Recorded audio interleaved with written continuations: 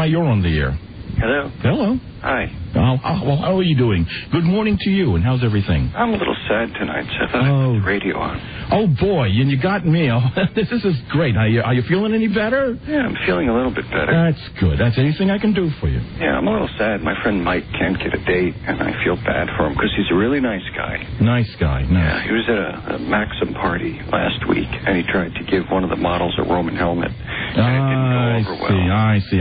Well, thank you for calling. I thank you for calling.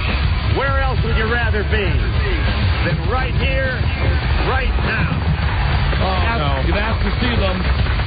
Here is the cabinet for your state of California. California. Here they are. Hi, guys. Based on a true story, he was a neo-Nazi with one true enemy.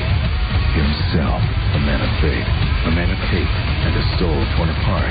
Viewer discretion advised. I didn't get an appointment. Hard to say. Good afternoon, Mr. and Mrs. Plenty of free parking in all the ships at sea. Yeah. Don, Mike, you've got to like that beat. Say what you will, but they've got undeniable talent. Ooh. Don Geronimo and Mike. Whoa! There. Thank you, Ron and I. Thank you for listening, everybody. Don and Mike Show. It's a new episode on this Thursday. Yeah. It's October 9th. Right. And this is a national show. It is? Really? Right? Westwood 1, 877-365-3636. That's your hotline to the hits. That's the main number.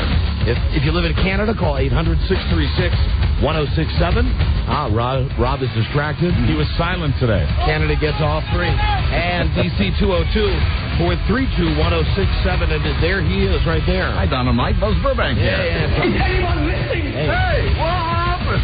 Shut up! Did you wash your ass today? Someone called for a doctor? Here we are. Ready to do the show. You ready, Fonzie? I'm ready, absolutely. What, is that the comment on my outfit today? No. What are you doing? Commenting, hey, babe? What?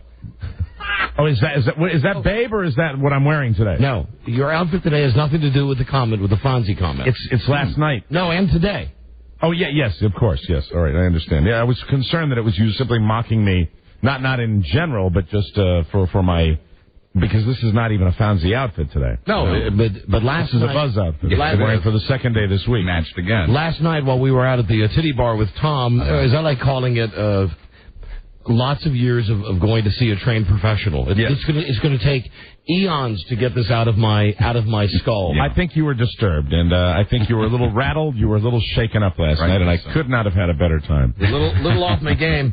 But when we finally got to the titty bar, and you'll hear all of that on today's show. Good. And I don't know if this got on the tape recorder or not, but at one point a beautiful woman walks by and sees us and walks up to Mike and says, Hi, Mike. And Mike immediately said to her, hey, babe. It was just... And you seized upon that. Yeah, because here was a woman who I guess she had said that she had met us somewhere before. Oh, I remembered. Did you really? No. No, of course not. But it was just you're attractive. Hi, babe. Hey, babe. And then moments ago, I saw you out there chatting up one of the women who works here, and you were very Fonzie-like. You were leaning against the wall of the corridor with half of your face showing. And you came out of the studio and laughed at me, and it was all right, wasn't it? It was just what it should be. Yeah. Don't you think? Everything is kind of right with the world. I mean, it wouldn't be. If you had walked out of that studio and walked by me without any look or comment, it wouldn't be you. No. And if I didn't do what I did, I wouldn't be me. Hey, babe. Hey, babe. Hey, babe. Said seriously. Hey, babe. Hey, babe. That's all right. But listen, you can. Well, what do you say, ma'am? Listen, you can take it. Hey, lady. You can take it because I can. Because what I have coming my way. This tape. I've not heard the tape. Rob and John have edited the tape. I know that There's some salty language on the tape.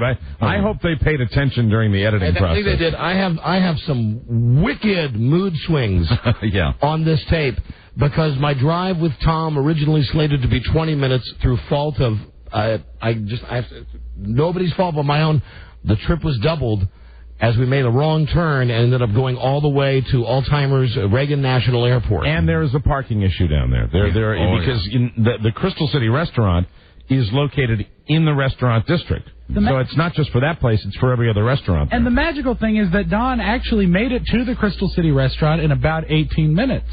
Although he never made it into the Crystal City restaurant for an additional 25. You're going to like the taste. Rob and I were already on our first beer when the phone rang and it was Don at National Airport. Let me just before we talk about this, we have so many prizes to give away, and so often we get on something and we're supposed to do a caller 100 and we don't do it.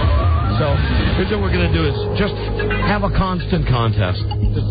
Sometimes we'll just open the lines like right now and just give something away. Good. Okay? So that, there's no more of that jumping everybody into the same phone booth. Just, if you're calling, I like that idea. If you're calling and you're there, and we have stuff we have to give away. Ah, well. So let's... And you rarely do something at the beginning of the show. That's good. Right. Hi. Who is this?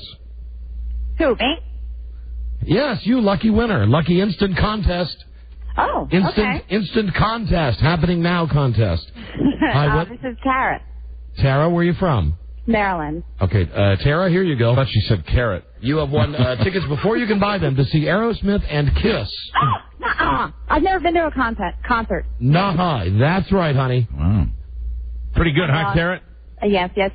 Two rock legends, one stage, one night, MCI Center, Thursday, November 20. Tickets don't even go on sale until, take it back, Saturday, Ticketmaster.com. You've won them early. Two rock legends. Why have you never been to a concert?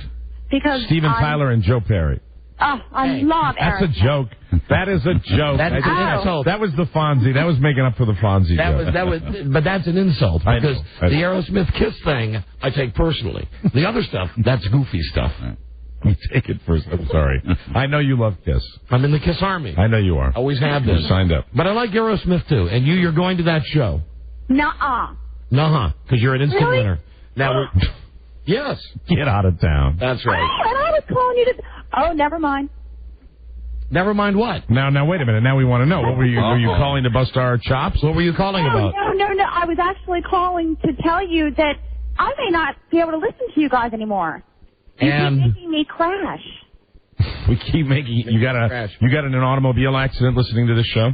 Twice today. Oh, wow. Twice? Yes, I hit one of those stupid poles at the thing. We only been on for 10 minutes.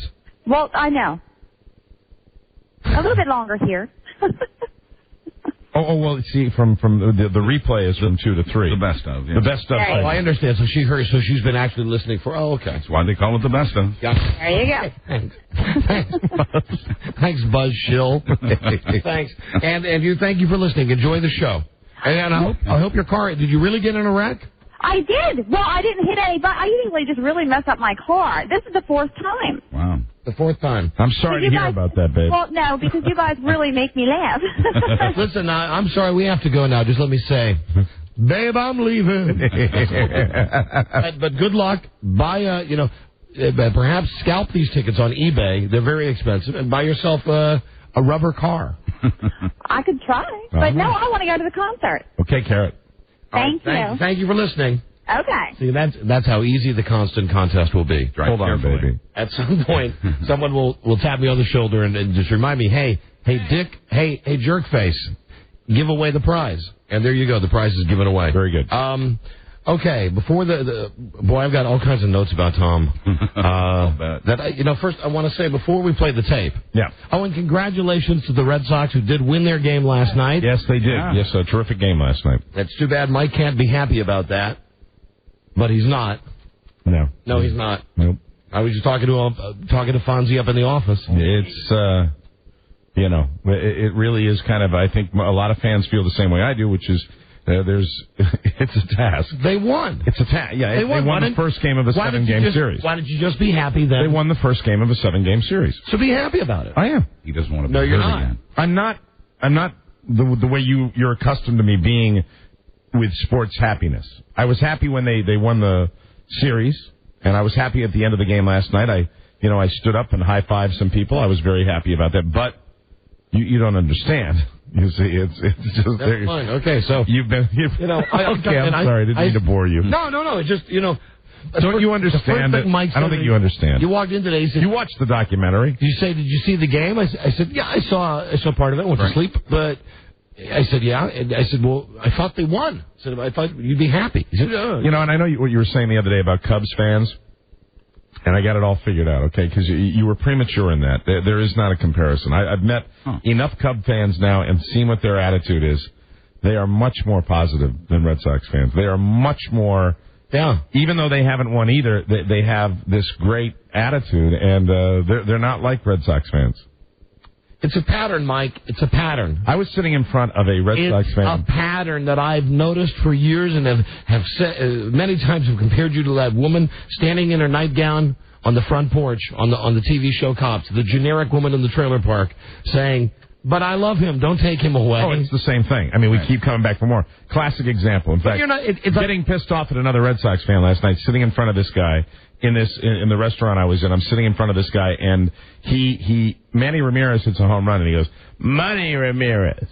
He plays 2 innings a game. Well, see, and it's just like I said, why am I getting mad at this guy? Because he's just like all the Red Sox fans. This is part of the problem. Why don't you watch the game at home by yourself? I do sometimes. I watched 3 or 4 games at home by myself. I watch some games out with people. It depends on what's going on. Invite a chick over. Call her up and go, hey, babe.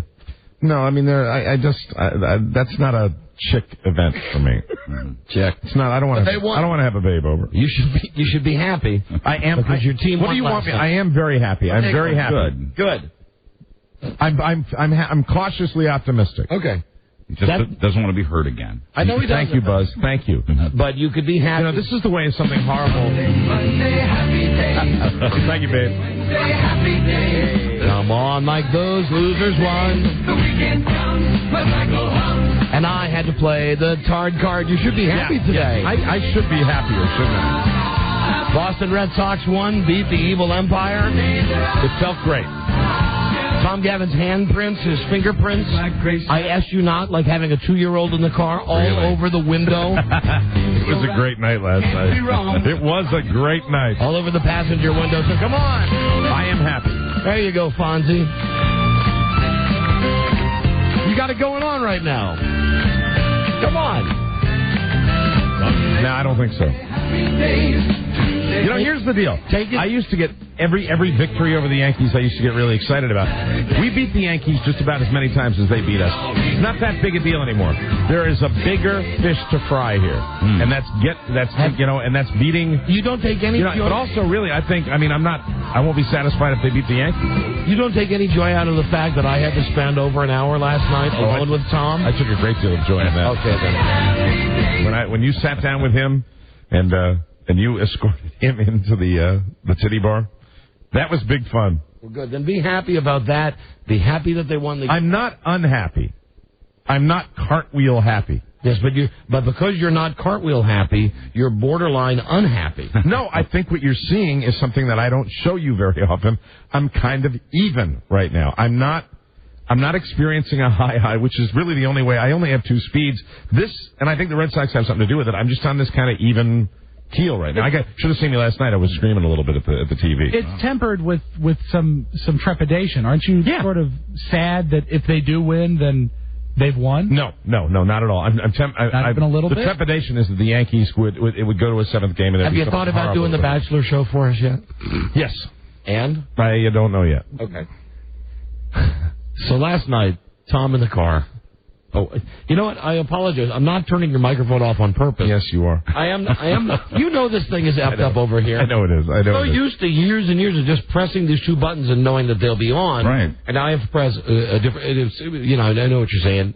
Tough ass. It's a button. But you get used to that. It's a button. It's right next to the other button, but I'm used to pressing the other button. You didn't think that I showed you a lot of joy about paying off the bet last night. You know what you talked about being a jinx, like when I call you and when I gloat? I'm listening to you when you say that. So I'm not coming in and going, hey, like that, or raising my fist up there. I'm playing it. Cool. But there's no doubt that the Red Sox did win the first game. They did. You could be happy about that. I can. And you definitely know how miserable I was last night with Tom. Yes, this is true. I think gloating means disaster at this point in time. That's wise. Well, congratulations and you hate this. You'd rather have me gloat, wouldn't you? Yeah, I'd rather, this is part of the whole thing with... Here you go. I'll give you a little bit. You should have known better. You should have known that they were going to go to the postseason. Oh. See, that's fine. You know what? That's good. I don't mean it. You just got to get some of that out of you. You got that whole big, like, Laverne and Shirley L. All you Red Sox guys have that big loser thing. Wah, wah, wah, wah, wah, wah. I'm comfortable with it. Something happened. Good, though.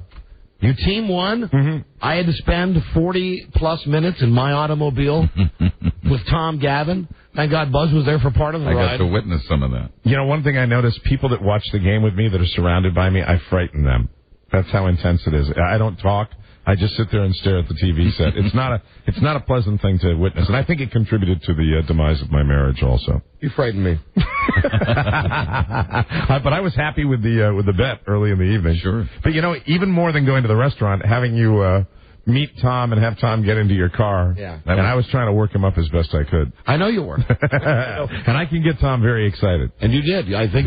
Is that on the tape, Robbie? No, Mike? We weren't rolling for that. We weren't rolling. Oh, that's when Mike was just screaming to get Tom to. When he puts his hands under his chin and claps.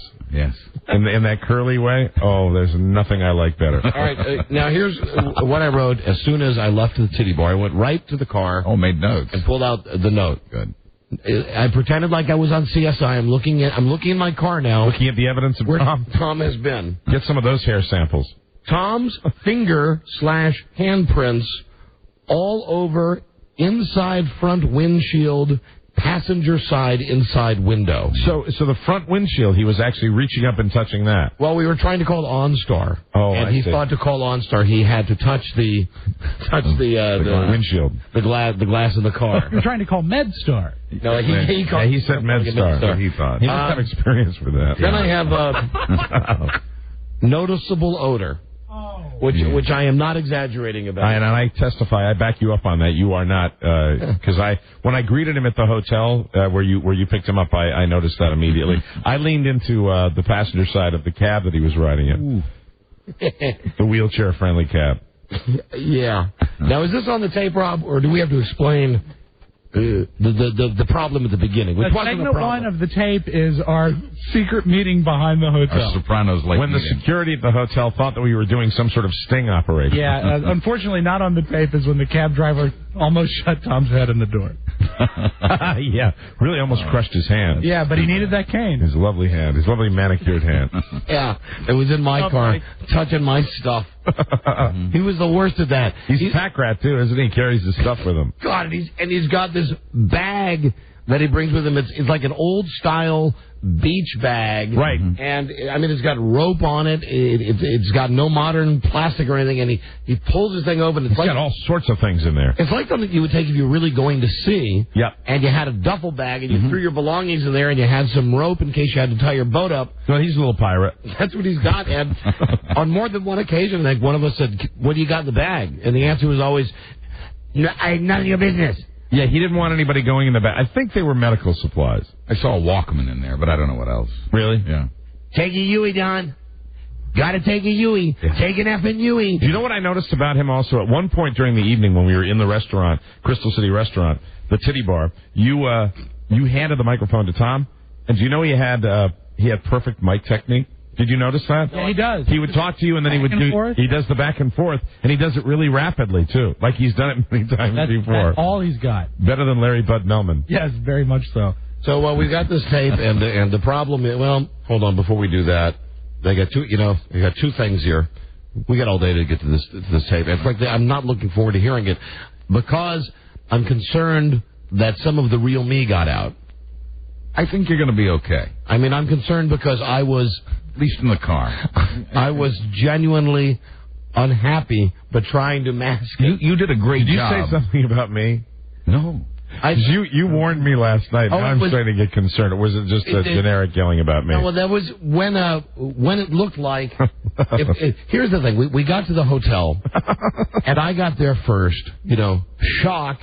I'm there first, and I don't want to be alone with Tom for 1 second more than I have to. Right. I mean, at least I want the other guys there. So I do the U-turn around the Keybridge Marriott. Take a Yui, Don. And I see this gigantic, like, Econoline van, and I see Tom in it, and it's a cab, but it says handicap wheelchair accessible. Right. Mm-hmm. So right away, because this is such a gigantic, appears to be... You thought that you were going to have to turn your car into a handicap-friendly vehicle and haul the wheelchair around, and you were perfectly willing to do that. First, no, I wasn't. I called Mike up and I said, "Hey, man, when you get here, if there's a wheelchair, I mean, maybe his cab / ambulance should just take him." That was the first time when I started to get a little tough on the bet. That's when I was really, we were kind of butting heads on that I'm one a all little for bit. paying off a bet. But the agreement was you would pick Tom up at a mutually agreed upon location and take him there. It was not picking up at his house. It wasn't any of that. And so I kind of said, even with the wheelchair, because you had room in your car for a wheelchair. And see, and I don't know how much of this is going to be on the tape. A lot of it is nonverbal with Mike just walking around my car, looking in the back and going, "Plenty of room back here. You got plenty of room back here." And then I'm thinking, and I don't know if this is on the tape either. Well, if Tom is really in a wheelchair, how are we going to get him out of the cab that he's in and get him into my car? And see, I consider that to be a relatively easy process. I mean, that's like 2 or 3 guys grabbing him and you grab Tom and you lay him down in the wheelchair. You put him on the ground. No, it's so just listen, I really had just an awful time. You still seem uptight about it. Yeah, I was. I know you pretty well, and I think what people will get are traces of how you would be if you had to babysit 2 toddlers all day. And there is a little bit of that coming through. And John, I will tell you this: that John Norman helped me edit this down, and he did a great job. There is so much joy in Tom, and it's so balanced by the dread and the pain in your voice that you really want to listen to every syllable. This is really a delightful listen. Wonderful. I'm looking forward to hearing it. Thanks, Rob. I mean, now that everything is done and all is well, and you're here. And they couldn't have been nicer at the Crystal City restaurant. Couldn't have been nicer. Lobster. We were a victim of our own incredible popularity, though, because that place, you couldn't move in that place it was last a little night. crowded. And Tom needs a little space to get around. Mm-hmm. Yeah, Tom. Well, Tom. As it turns out, here's the happy ending. Tom didn't need a wheelchair. He just needed his cane. Right. Yeah, and you know what? And this is where I'm always a victim of you being nicer than I am. When we get in those situations, I tend to like to walk very quickly and very fast. I might hang behind sometimes and party all night. Right. But if I want to go, I want to go. And you stopped. If you stopped once, you stopped 10 times, and you were nice to everybody, even though you were paying off a bet. Meanwhile, I was like, come on, because I was in back here. I'm like, come on. You were very good with him, and you're to be commended for keeping a lid on. Because I knew we'll hear on the tape what was bubbling beneath the surface, but you kept the lid on, my friend. I was so close to losing it with him. Because at one point, and I thought you skipped out at one point when you went to the bathroom. I thought you'd left. Here is where and this might be on the tape, where I said to Mike after we arrived at the restaurant, when the microphone was off, I said, "Hey, don't be pissed if I said something earlier on this tape," because I think what it was when Mike had laid down this edict, well, if he's got a wheelchair, you'll just have to put the wheelchair in your car, and we'll just get him up in your car. Let's drive around and see what's going on. Isn't that how I ended it? Let's just see what happens. Let's see what the deal is. So we all get in our cars, mobster style, and drive around one right after the other. And somebody was looking at us had to think there was some kind of sting operation going on. It looked hinky. So we're in this turnaround driveway deal, and we get around there, and then there's Tom. Mm-hmm. I ran to Tom. I ran out of the car just to see if he had a wheelchair. And now at this point, I don't know that Tom doesn't have a wheelchair with him, but I see Mike running. Sure. And that's when I started saying, there he goes. Look at me. And I'm going to run and see Tom's got a... There was a lot of inner dialogue. There's the dread. That was going on. And Rob, see, I was enjoying paying off, but I'm happy. Is that a little bit of that's on the tape? There's your gloating. Very good. Yeah, so I had some of that going as well last night. Oh, my goodness. Now, it would be prudent to take a break. But let me tell you, besides this Tom Gavin thing and more Aerosmith and Kiss tickets that we will give away today, boy, oh boy, when I come into work, I saw, how sometimes you're driving through a neighborhood and you see signs that say, like, handyman for hire, or you see those things that say, lose 40 pounds in 1 month. Yeah. Call me and ask me how. Right. I saw one that we're going to call. Now, with the goddamn FCC rules, you can't call somebody and put them on the air and say, do you mind coming on the air? And then if they say no, you go, okay, all right, and you hang up. Right. You can't do it like that. You got to get the permission. Which pissed me off about this tape, one great thing, I think, I haven't heard it, that I tried to get Tom to do was talk to an OnStar advisor. And the OnStar feature in my car, shock, didn't work the first 4 times. That's unusual. But the 5th time we got through, and what they did before they gave the tape to us to play on the radio, they beeped out the OnStar's answers to questions because I didn't ask his permission to be on the radio. Even probably wouldn't have given it anyway. Those are trained people. They probably have those. That's probably standard policy. This John guy who was on the line seemed like a nice guy. It ended up being a nice commercial for OnStar. Really? I don't think they'd sue us over it. He might have gone along with it. I don't think they would, but that's neither here nor there. So you see these things all the time. I see one today, and the first time I see it, I think I should write that phone number down. Because even though we have to call this convoluted way, and I think, no, not worth it. And I drive another mile, and I see it again. I think, if I see one more, that's got to be a sign that we should call this. So I see it, and I pull over, and the sign says, Texas Hold'em, no limit. And it has a phone number. So someone is now advertising the fact that you can play poker. It's a game. Texas Hold'em, no limit. And this is what I want to find out, if it's become such a cottage business that you can now put these flyers. It's got to be illegal. You put these flyers on telephone poles. First of all, who sees this and thinks, you know what? That's the game I'm going to. I've got, $5,000 that's been burning a hole in my savings account. I'd love to play Texas Hold'em based on a sign that I've seen stapled to a telephone pole. Texas Hold'em, no limit. No limit. Boy, hey, I'm excited. So we got us a game. So I want to do that. Now, what happens if that rings up in Cameron Gray's office? I want to do that. And then this is a last-minute boomerang that not a boomerang. It's kind of a boomerang because it went to someone else in the office when it really should have come to us and it bounced our way. From the Public Affairs Department of this radio station, we were sent from Mennonite Media in Harrisonburg, Virginia, some public service announcements that they wish we would run about, the topic says Beyond Skin, building understanding between races. Okay. I think this would be a good thing to play on the show and have Rob comment on, and maybe get a counterpoint from Rob. Oh my God! On some of these now. All right, I'm starting. Hey, do you hear that? That's the sound of another gray hair going into my head. Probably this. I know you won't, but I will probably have perhaps a comment or two. Now I've not heard these. Much like this Tom Gavin tape, I've not heard them. Whenever we hear them, we'll all hear them together. Right. And if they're well put together, service announcements, we'll have nothing to say. But looking at the titles makes me think that there may be something that we want. So they have titles on the back? Yes, there are 8 different 30-second public service commercials. But, we've always dealt with race on this show in a very unique and interesting way. The first one is called A Walk That Works. Okay. The second one is called See My Skin. The third one is called Gun to His Temple. The fourth cut is called Hispanic Cool. The fifth one is In Common. The sixth one, Grandma, a Slave. The seventh one, What About My Accent? The eighth one, that might be good. The Melting Crock. And finally, the last there's 9 of them, I'm sorry. The 9th one is Invisible. Invisible. You have not listened to these? I just pulled the plastic. Has anyone listened to these? Nope. Boy, who knows? Who knows, ladies and gentlemen? They came to the public service file of this radio station and boomeranged and somehow found their way into my hands. Wonderful. Let's face it. Skin color isn't the problem. Beyond Skin consists of 9 ear-catching radio PSAs that promote understanding between races, religion, and ethnic groups. I think we should play that on this show. These are entertaining, attention-grabbing, 30-second slices of life that help your station stand above the crowd. Good.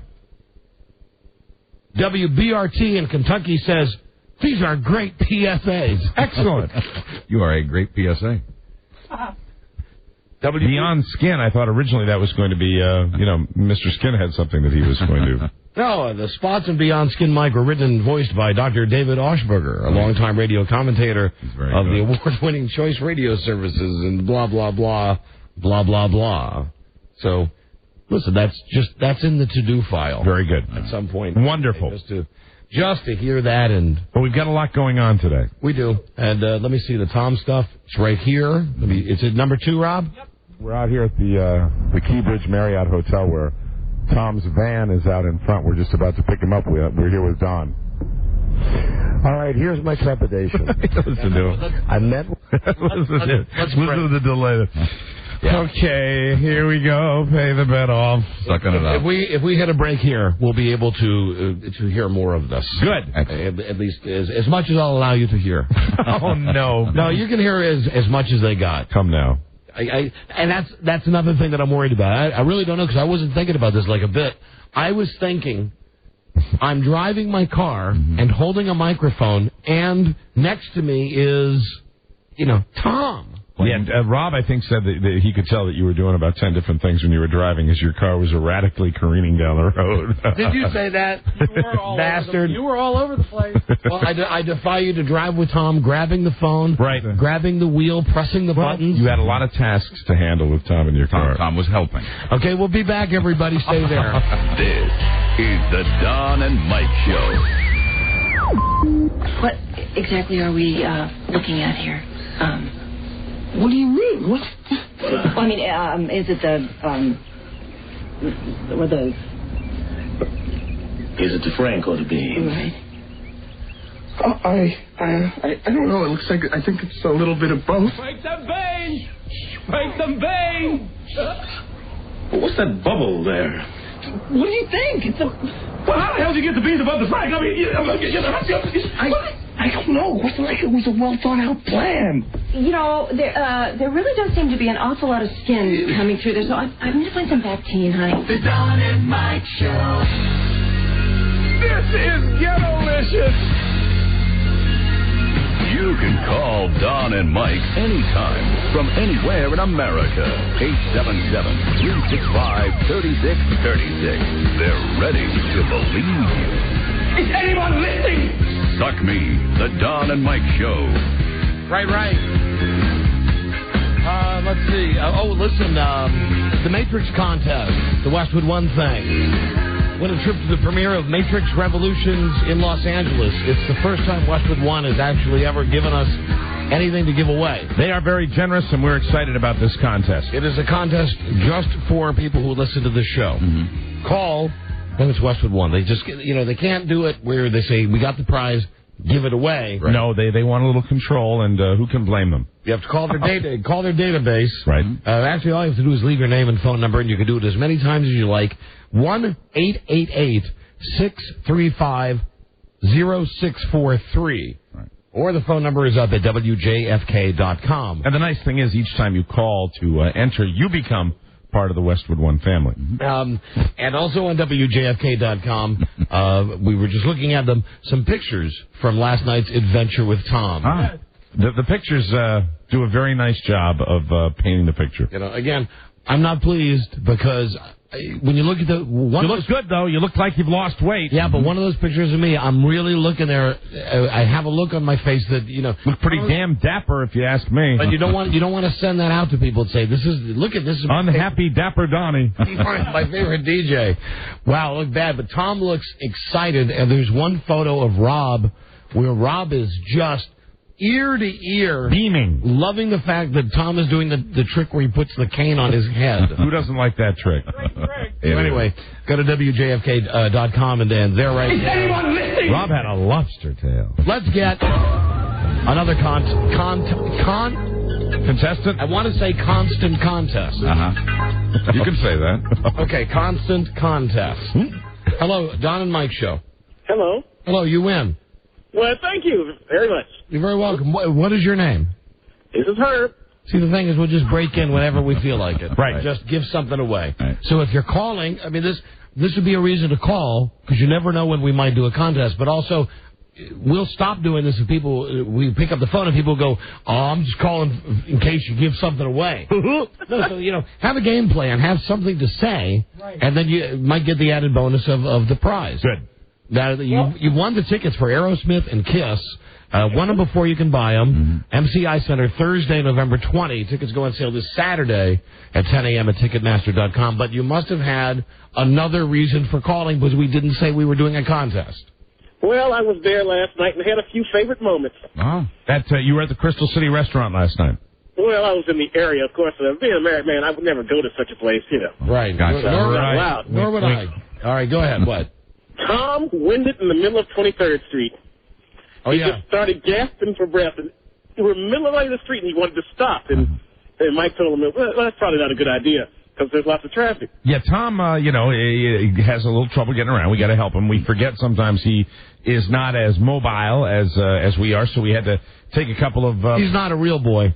We had to take a couple of catch-your-breath breaks for Tom, and that's okay. He needed to stop. And he gets excited, too. Yeah. And I saw you guys when you were bowling like a year and a half ago, and there's a lot left of all three of you, actually. Well, that's nice. I appreciate that. What, are you a faggot? I knew you were going to say that, and I had a third thing, Buzz in the men's room. Oh, really? You caught Buzz in the men's room? Well, I was in there. And there you are, a total fag. Boy, you are a stalker fag. You're looking at Buzz's genitals in the men's room. Hold on, I'm putting you into witness protection right now. Take your prize. But see, he had a reason for calling. Yes, he had a reason for calling. And he won a prize. What a bonus. Hello. Hello. Hi, Tom. Hey, guys. Hi, Tom. Did you have fun last night? Yes. Yes. Good. Hey, Rob. Yeah. Hey, Rob. Yeah, Rob's in here. What do you need? Tell him thanks for the $100.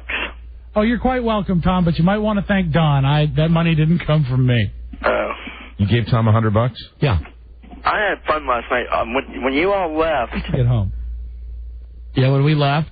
Yeah. I stayed afterwards, and people were giving me beers and beers and beers. Beers and beers and beers. So you had a great time, and did you use the... What could go wrong? Did you use any of the money that Don or I gave you to tip the dancers?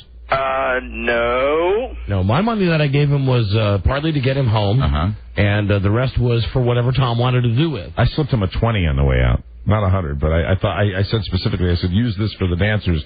Not all at once, though. Yeah, I told him specifically the $100 was for his cab and not to give it to the strippers. Well, Tom, obviously it worked out okay for you. Yeah. All right. Good. Well, listen. We're going to listen to the tape now. Call back after we hear the tape. From the Crystal City restaurant to my house, it only cost me about $26.36. Well, look at that, Tom. So you made some money out of the deal. Yeah. Congratulations. Yeah, very good. Where's my change? Tom, if it cost $26, Rob, how much money did you have left? He just hung up. He's gone. He hung up. Oh, you couldn't torture him. I bet he would have come up with it. I don't think so. All right, let's roll with this. Let's do this thing. Yeah. Rob, I need Take Me Out to the Ball Game. That would be good music to get into this segment with because it was the Red Sox and and the bet and here we go. It's not working. Good old card 6. It's working. Not working. Try to card 5. Number 5. There you go. Sounds boy. Perfect. There's a tape. There's a tape that's in good shape. Quality counts. And listen to this. I swear to God, we're not doing this. We're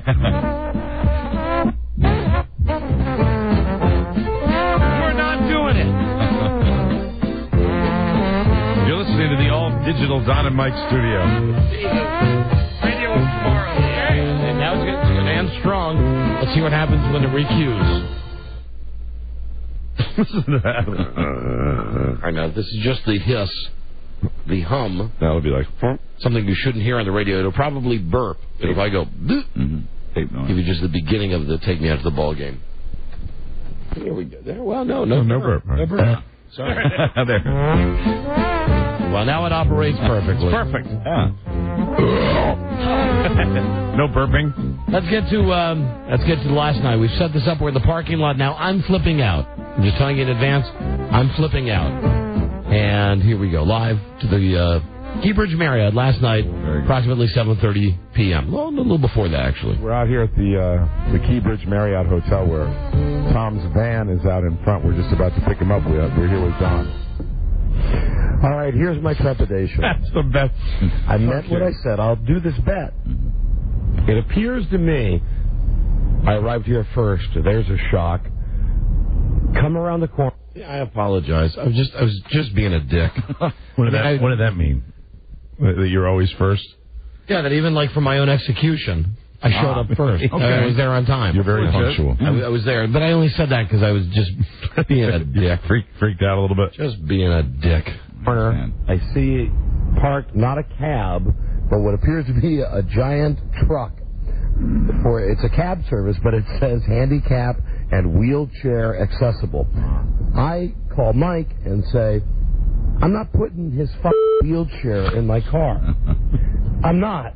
And Mike said we'd discuss it. If Tom doesn't have a wheelchair, I have no problem putting him in my car. But I'm not putting his wheelchair in my car. So I guess is this the manual labor aspect of things, or you don't want the food particles from his wheelchair to get in the back of your car? Assuming that he needs a wheelchair means he would be like a Forrest Gump Captain Dan, which would mean someone has to pick him up. I don't think he's that infirmed. I think you're going to be surprised. He probably doesn't have the wheelchair. I think he's going to be. Do you think the wheelchair is just for laziness, or? I don't know. I have no idea. Unless he's taking a turn for the worse, God forbid. God forbid. I hope not. Or he's just playing the cripple up. He's just playing the cripple card. Well, I think the only way to find this out is to see what the story is. If it's just a wheelchair and he can get into your car and all you have to do is throw the wheelchair in the back of the Escalade, are you okay with that? No. You don't want to pick him up and carry him, right? Is that what you don't want to? No, and I don't. Now, at this point, listen, you got to understand. We're taping this. We know this is a bit. We're all standing out like in the alley next to the hotel. I know that this is a bit. I know that we're goofing around, and I'm kind of giving Mike a look, and I'm trying to give him a vibe. To say, hey, come on, mercy. I'm doing this, but don't make me put his grungy. We've seen it before. His wheelchair. Yeah. It's not clean. I don't want it in my car. Right. Okay. But it ends up being a moot point. I don't think you have to pick him up and carry him. And I don't want to get down to 23rd Street and have to assemble his wheelchair and have you guys pick him up. And I'm assuming you guys would pick him up, right? To the best of my knowledge, the wheelchair would just simply collapse and go into the back of your car. No, the bet was take Tom to a titty bar. The bet was not take him in his wheelchair. Well, he might. How did you know he was? Let's go find out if he's got the wheelchair. All right, let's go. At this point, I had determined it was not going to be a really good idea to argue with you about this because you were getting a little more ramped up as it went on. I'm telling you, I'm not proud of this tape. The entire thing, I'm not proud of it. Here's the next segment. Good luck. Here we go. Good luck. F*** you. My kid. I think they're just busting my balls. Is this in the car? Yeah. Is this in your car? We've parted ways. Now this I'm looking forward to, really. I think that was an FU at Rob. I think Rob's the one that said it. Can we hear that? Or was it Mike? Let's hear who it was. Hold on. Good luck. Here we go. Good luck. F*** you. Yeah. That was you. That was you saying it to me as you pranced past my car. My kid. I think that... Hold on, let's restart. I like that. That is... Good luck. You hear me say good luck. Good luck. Here we go. Good luck. F*** you. My kid. I think you're just busting my balls. That's great. I think if Mike is reasonable, he would realize I wouldn't want Tom's wheelchair in my car. And because I'm following Buzz, that means we are stopping at stop signs in a parking lot that's a circle. Buzz, I don't mean that. I'm not mad at you. I know that. I'm mad at the dirt. Is Tom in your car yet? Pull up to Tom's handicapped cab. They pull right next, and okay, there is Mike. There he is. Look at him. Strutting. In and out, chewing his gum. You're killing me right now. You are killing me. This is great. This is, boy. Right now, I'm getting more of a payoff on the bet than I did last night. He's not even in the car yet. This is too much fun. Now we meet Tom. Is this what we're hearing now, meeting Tom? No, I believe this is Tom in your car. Tom's in the car. Yeah, we've already met Tom outside, and that's not on the tape. Too bad. Tom is in the car. Mm-hmm. Okay, we're on. We're back on, Tom. Yes, we are. Hold on to that, please, okay? Okay. Hey, Tom, want to have some fun? That's a cell phone. Hey, and in my car clean? Yeah. Let's keep it that way. We're going to speed dial somebody. Who are we going to call? Well... Let's call your wife. No, let's not call my wife. There you go. Just pick it up and have a conversation. Hello. Hello there, Chucky. That's when he's talking to me. Hey, Chucky. Whoa! Had him roar. What? Say Yaz is a fag. Yaz is a fag. God. Hey, watch it.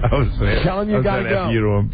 Watch it. Call him a retard. Retard. Hang up on him. All right, good. Hey, that was fun. So to give you a little back, I got that call. I was on the receiving end of that call, and it was Tom. And for some reason, he was like, "Hey, Chucky," and I don't know why he was saying, "Hey, Chucky." Excuse me.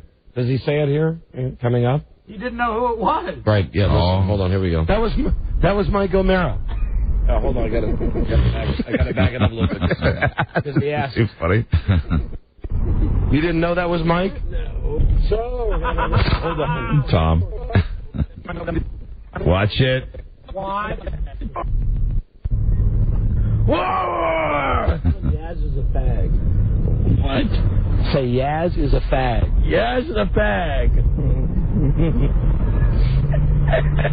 He's having a good time. Hey, watch it. Tell him you gotta go. Watch it. Call him a retard. Retard. Hang up on him. All right, good. Hey, that was fun, huh, Tom? That was Mike O'Mara. You didn't know that was Mike? No. So we're gonna have some good bees tonight at the City Bar, huh? Yep. Who's gonna meet us down there? This is it, I think. It's Buzz is in his car, and Rob is behind us, and Mike's in the very front. Mike's right there. We got the state police coming up here. We gotta slow it down. We're going near the Pentagon, guys. We're going near the Pentagon. He's with it. He knows where he is. Hey, what? Hold on. Let's have some real fun. Okay. Okay? All right. No, what did I just do? Close the window. Watch this, Tom. You're going to love this. Just calling OnStar? Yeah. You have a question for OnStar? Yes. Okay. Yes. You got to speak up when they come on, when we get connected. Yeah. God, I hope this works, because I've lost the other guys in traffic. Do you see where they went, Tom? No. Oh, my. At this point, I really, because I've been watching Tom, who's grabbing stuff. You're not hearing every second of the commentary, but Tom is grabbing for the wheel and grabbing for CDs and stuff. And your phone and the radio. And I'm following everybody else at this place, and I look up, and all of a sudden I realize I don't see them, so I think, well, wait, I'll call OnStar. Right. I'll get a bit out of it, because Tom will talk to the OnStar guy. And you get directions to the place. And the OnStar guy allegedly will tell me how to get there. So that's what I'm thinking. See where they went, Tom? No. Oh, my. Tom, we may have to exceed 60 miles per hour. Are you okay with that? Yeah, let's go do it. All right, well, I think that's Buzz in the left-hand lane behind Mike. And look over here, Don. There's the Pentagon. The plane crashed. Hey. Thanks, Tom. That was a sad day. I know. That was a sad day. I know it was, Tom. 9/11. It's good. What's wrong with the OnStar, Tom? He's a historian. I don't know either. What's OnStar? OnStar is a system that really sucks, Tom. You're supposed to be able to use it to talk to people. You having a good time? Yep. Whoa. How about that Arnold Schwarzenegger, huh? He's the goddamn the mayor of Boston. Hi, it's me. Say. We'll never know. Where are you at? U.S. Train or Route 1, did you go to 15th Street or do you go further up? And now you're talking to me now. I'm calling somebody else on a cell phone again here. You're not getting... I was trying to explain to you where you were. I don't think the radio is portraying the level of panic that I've had, that there have been long periods of silence. You didn't have a running dialogue and with I've Tom. tried to keep it going with him. We've tightened up the tape quite a bit, but what you need to do, it's already starting, focus of the tone of Don's voice. Right. Because it's already started to shift. Right. And it will shift yet again. So you're getting angrier? Is that what it is? Mm-hmm. Okay, very good. Yeah. You at Train or Route 1, did you go to 15th Street or do you go further up? Right on 23rd. That's me, everyone. All right, I see a cop. I see the cop. So you're up, I see the Sheraton. Yeah, it's right. Take a left, a right. Left, right. All right, Tom's telling me the same thing. All right. Tom says he loves you. Hey, Mike. Hey, Don, take a right. Right there. Take a right here, Tom? Right there. Right up there. Tom's having me make a turn, and I'm not really sure. Tom, where are we at? Well, let's see what's next. Let's see what's next, shall we? I may have given you advice not to take direction from him. That's a sign to me. We have to break now because the next segment is... Tom's in your car for the better part of an hour. Yeah, what was supposed to be a 15-minute drive ended up being, in actuality, when I looked at my watch, no kidding, 47 minutes. A good time was had by all. So there you go. See, now you're happy. I am very happy right now. Now you're happy. Go Red Sox! Now you're happy. All right, stay there. We'll be right back. This is the Don and Mike Show. Do I look any different? No? Well, I should, because I am playing Hercules! Hey! They want me! They want me! Congrats! Oh, hey, what's going on? Disney wants me! What are they doing, a live-action version of Dumbo? Did you throw on 40 pounds, little gray makeup? You're going to be great. Hey, what are you doing, ass? This is a warning, my friend. You do not mess with Hercules. Okay. I killed my wife, I killed my children, and I shall kill you if you do not temper thy tongue. What are you, insane, Hank? I know not this Hank you speak of. As of this day, when you cast your eye upon me, you shall see only one man, and that man is Hercules! Ha ha ha ha ha ha ha! The Don and Mike Show. Making your penis feel young. Don and Mike. We try. Hank's on a new TV show, isn't he? Yeah, and he's lost a lot of weight. Yeah. He doesn't look the same. Not the same Hank. Hello, Don and Mike Show. Hey, what's happening, Don? Hey, you're on the air. Hello. Hello? Yeah, hi. I don't know if you can hear me. I'm in my tractor trailer. Yes, we can hear you fine, sir. All right, I just thought I'd call the show. I'm a new listener. And we got a special deal for our new listeners. Really? What's that? Hi, Don and Mike Show. Hey, Don and Mike. Hi there. Hi there. Listen, first-time caller, love the show. I'm actually a jock out here in California, and I listen to you guys You're a lot. Are you now? Does that mean you're a disc jock, or are you an athletic jock, or a caddy? Hey, let me just say, whatever works. No, I actually work on the air. And you're a disc jock. So you're a jock. Where are you working at? I'm working at in Bakersfield, and I'm embarrassed to be a Californian. Yeah, and you should be saying that on your radio show, honey. Yeah, well, no, I'm just going to share with you guys. God only knows who's listening here in Bakersfield, but of course you know now it's California. California, yes. California, but I find it hard to believe that this girl hasn't moved up to a bigger market yet. I'm surprised. I just can't believe it. It's going to make me cry. Well, now, why don't, what type of format are you working in radio? Hot AC. I do a morning show. Hot AC. That means, songs that even the boss can agree on. So you do a morning show. Why don't you vent some of this on your morning show? Well, we did a little, but it's... No, honey, you got to go all the way with it, though. Yeah, if you hate Arnold, you got to say you hate Arnold. Well... It's not that I hate him. It's just embarrassing to me to think that he's going to be our governor. You should say that. He is, we've talked a little bit about it, and it's kind of a conservative town. I love the town that I work in. Honey, there's a way to what's the station you work at? Oh, boy, you're going to out me, aren't you? It's a free... No, I'm getting somewhere there. It's a free plug. I'm going to show you how to do it. Well, what's your station? Okay, I work for Kelly 95.3. Kelly 95.3. Why is it called Kelly? Because somebody had a station that they named Alice. Oh. And then a million radio stations in America. That's our call letters, KLLY. Who is the celebrity you most resemble? Oh, well, let's see. I've been told I look like Lily Taylor and Julia Roberts together. Lily Taylor. Your station is called... Well, at least the call letters make sense. I know for a while... But the station in Denver, KALC... is Alice. They call themselves Alice. And now stations that have call letters that are like KXYX, they call themselves Alice. Yeah, we have an Alice just up the way. Hi, Rob. A sister station to Alice called Ralph. They did. Yep. But, Rob, you're going to have a tough time getting a word in on this lady. Well, you can't spell AC without C. Sorry, guys. All right, hold on. So you work at Kelly 95. Kelly 95.3. Here's how you handle it. How you doing this morning? Good looking Thursday. Almost heading into the Friday. Hey, I'm the non-threatening morning talent playing the same songs. Good morning. Going to be about 80 today in Bakersfield. 15 minutes after 7. Get the youngsters off to school. You know, I think just what a crazy state we live in. God, I hate Arnold Schwarzenegger. Here's Chicago and Kelly. It's just that mellow. You throw You know what? No, you guys. We need a little bit of like Michelle Branch and Matchbox 20. We don't go. That's like classic rock stuff. All right. So do we have that handy? A little Michelle Branch, a little Alanis Morissette, maybe a little Avril Lavigne. Do I really have to experiment with that type of music? I mean, don't you get it? The music really is. Well, she wasn't able to understand your example because you were using the music out of the format.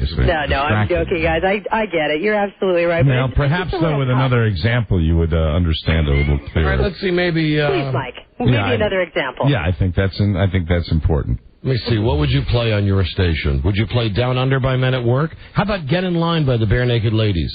Sure, why not? That sounds great. That's my favorite Bare Naked Ladies song, too. All right, let me check. It's a little quicker, too. Let me check out the less time. You got to get to it. I have to give you guys props, though. Mike, you're an absolute genius with your voices. Thank you. I'm amazed and astonished and wowed by you all the time. Thank you very much. And I think you're great. Were you talking to her or were you talking to me? Yes. I'm talking to her. Everywhere I go. No problem. So now you got to get to it really quickly. No problem. Hey, good morning. And it is a good morning. Sunshine, high 85. About the only bad thing I can think of is that idiot Arnold Schwarzenegger got elected. Hey, it's Kelly 95. That's good. Excellent. Honey, you can do it. No matter what they tell you in radio, if you want to say it, you can say it. Even if you have to fit it in the middle of gibberish. You know that this town, Bakersfield, California, is. You know what that is? I'm sorry. That's a cop-out. You're going to be working your entire career in Bakersfield. Oh, no. I agree with you.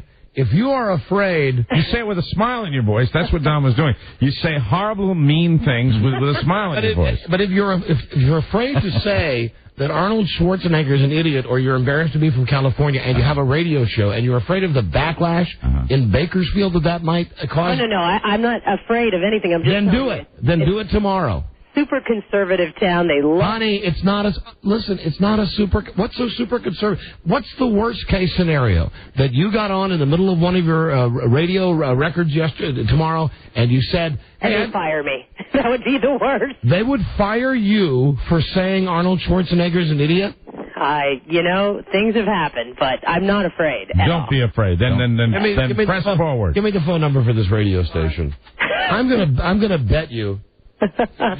Your program director, who has to just be You want to call my program director? A beacon of brilliance, working his... Oh, he is. He's fantastic. He's a great guy. I bet he would have no problem if you were to say that you thought California was going to slide off into Mexico. And that's a nice way of saying it, or slide into the Pacific Ocean. Yeah. You can say it in a nice way. Because of Arnold Schwarzenegger. Yeah, and you can say, boy, he is just... He's so stupid. Hey, you want to call my PD? You want to call him? That's a challenge. You want to call him? Sure. Hold on a second. All right. Hold on. Give the number to Robbie, please. Okay. Let me put you on hold. Oh, there she is, right there. Who's the first, before Julia Roberts spoke, who's the first lady she said she looked like? That was like a Lynn Taylor or something? I don't know. Lynn Tyler? We have a photo of it from a website. Oh, very good. Okay. We'll pass it to you. Oh, thank you. Print it out. That's so helpful. Thank God for the internet. Yeah. Got it. Kelly 95.3. Mike, as you know, Bakersfield's very conservative. You certainly couldn't say anything. She's not unattractive. Yeah. Well, okay. I need it back for the phone number, please. There is no higher praise. I'm sure. Well, no, come on. All right, mister. I'm sure if you're slick. Why don't you come over and take a look at the picture? If you met her in a bar, you'd call her babe. I would. I'll call her babe on the phone. Listen, what is your PD's name? His name is EJ.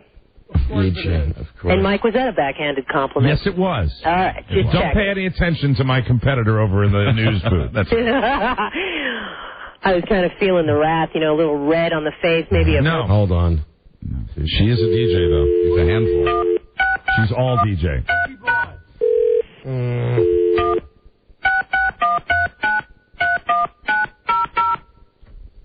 Calling the PD. What's her name again? Oh. Hold on.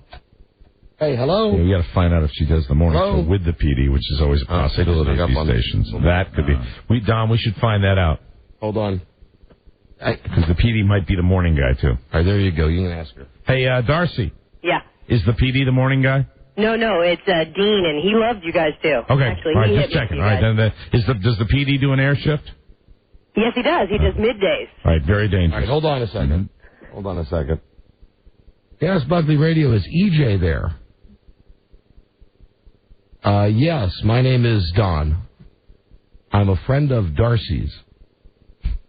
Thank you. All right, so I'm on hold now, and you couldn't say I'm Darcy's lover.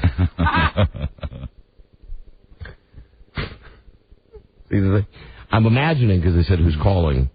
Incidentally, it should be pointed out that we are breaking one of the primary directives of this show. We do not talk to radio people.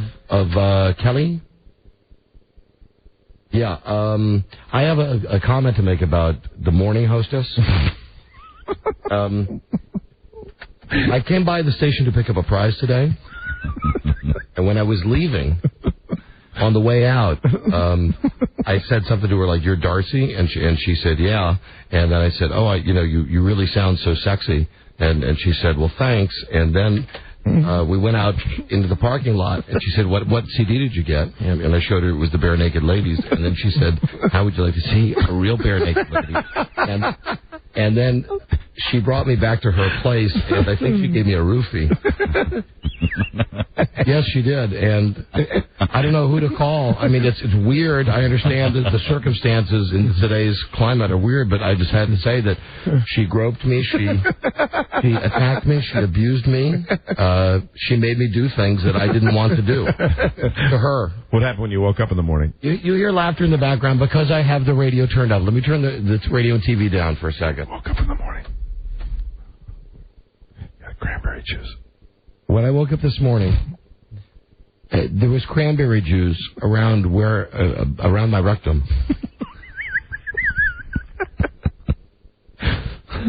And I'm telling you, I was with Darcy, and I know it was her because I was on the Kelly 95 website.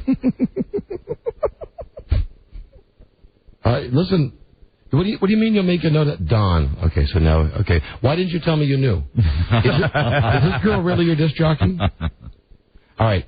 Can I put you on the air for a second? All right. So he knew the whole time he was just playing along. Yeah, all of that. Well, I still enjoyed it. There he is. Is this the PD? Yeah. Now this lady DJ, and incidentally, just for the record, I'm not for this. Here's what girls are good for in radio: answering the phone at the front desk, doing a traffic report from a helicopter, and occasionally give them an overnight shift. Right. You got to throw them on somewhere. Throw them on, on the overnight. But no. Since you're saddled with Darcy doing this morning show, we think you ought to let her speak her mind, and she's very distraught. She's afraid that if she says she thinks Arnold Schwarzenegger's an idiot, that you'll fire her. I would never do such a thing. So she can basically get on her show and talk about not liking Arnold. Well, I wouldn't go and encourage her to do that. Okay, but if she felt like, if she had a strong feeling that she wanted to share with the listening audience, she could. Of course she could. Excellent. So she is allowed to say, I guess, well, she doesn't have to ask her permission, but it's fully within her job parameter to be able to say she thinks Arnold Schwarzenegger's an idiot. Yeah, I never put words in her mouth. And your name is EJ? That's correct. All right, so you, EJ, you can say, I, EJ, give Darcy permission to speak her mind. Hold on, we got another guy who says that these people in Bakersfield are lying to us. Puck.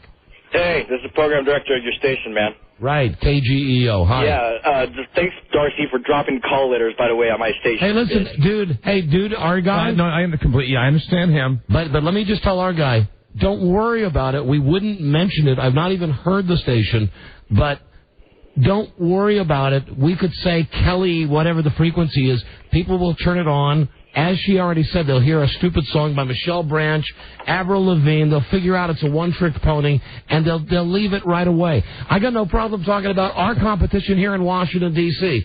Mix 107.3. Turn that station on right now. I guarantee you'll hear Natalie Imbruglia and then you'll want to stop at a gun store. These radio stations are a dime a dozen. You have nothing to lose. You, my friend, have a unique program on your radio station. You have the best goddamn radio show. You have nothing to lose. You have nothing to lose. But you know what? I like a PD getting involved. I like that. I like the fact that he called. Listen, here's what you do, though. Here's how you turn that frown upside down. The deal is, this dumb bitch who does the morning show, oh, God. She called us. Exactly. She called us. You turn that into your promo. Well, exactly. That's the first thing I'm doing. I'm calling my big balls voice guy. Right, and you say, even the competition. Right. Right. So it's a win-win, and don't worry about us talking about them, because how can... I'm looking at her joker-like mouth right now. I can't imagine anything worthwhile comes out of it on a radio. I instantly... You and I... She's still on the line? She's on another line. You and I speak the same language, all three of us now, the language of programmers. You immediately know. You hear somebody's air check tape. Mm-hmm. You talk to them on the we have the other... Is EJ on the line, too? Are you still there, EJ? Oh, yeah. Yeah. So we've got two PDs and us now. I'm feeling very comfortable. You hear someone you immediately know. Either he's got it or she's got it. And you say, yeah, they're ready to move. Maybe not to the top, but they're ready to move up the ladder. I knew immediately. I heard this lady. She's from Bakersfield. It's downhill from here. It's downhill.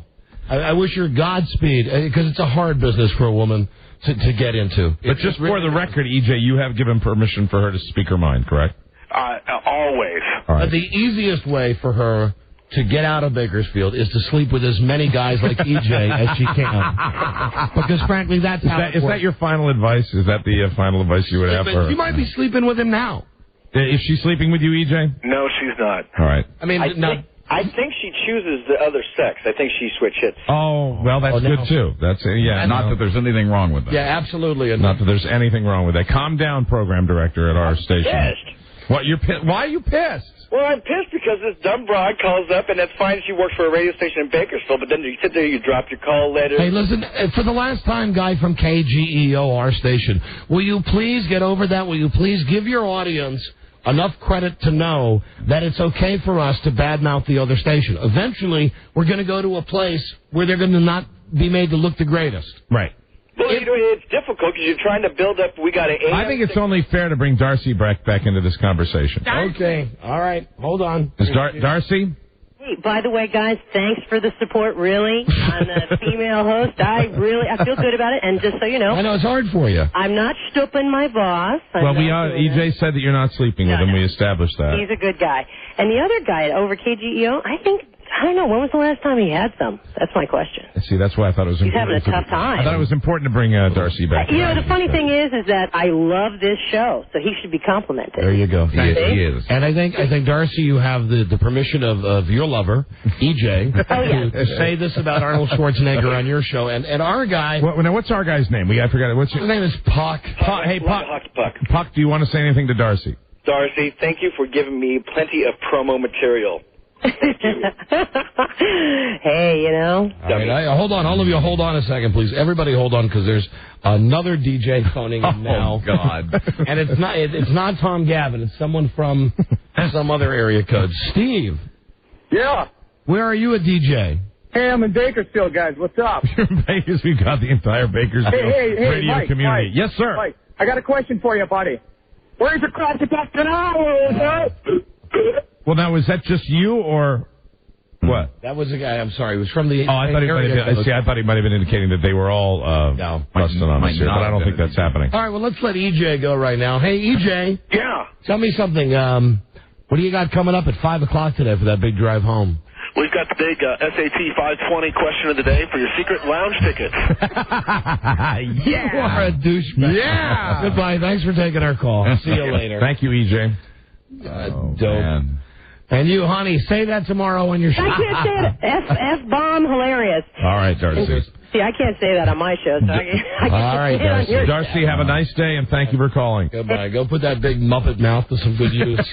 We should have. And finally, here's the very insecure PD of our station in Bakersfield. Hey, Puck, you need some antidepressants. Hey, God bless you guys. You guys are the best thing on this radio show, and I love you to death. Thank you, Puck. God bless you. Chill out, dude. Yeah, calm down, Puck. Go get loaded tonight. That's what I'm going to do. I'm going to get laid and loaded. Thank you. All right. Maybe you should do the same thing, Mike. You don't have to change that with me, buddy. See you later. Hey ho! Bye, Puck. We should have radio people on more often. I hate them. I hate them all. Put them all in a bunker and throw some dynamite in there. Let that one go under the file. They called us. We didn't call it. Well, we did call the PD just to find out if she was on the level. They started it, Don. You know, does it not verify? Thanks, Buzz. They started it. Does it not verify why we have that rule? Yes. Absolutely. But I'm curious of all your opinion, who was the most radio person of that trilogy? You think? Going away. I think it was Darcy. Our guy was. Our guy was. I think Puck was. All the way. Darcy even close?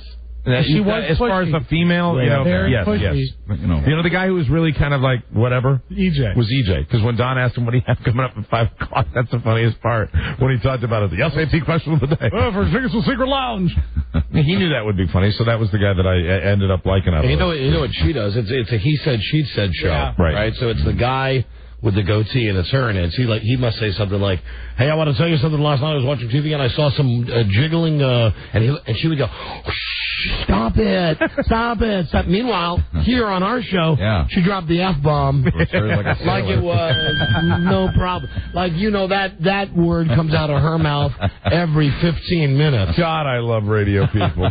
Probably with the word "me" after it. Have me. Okay.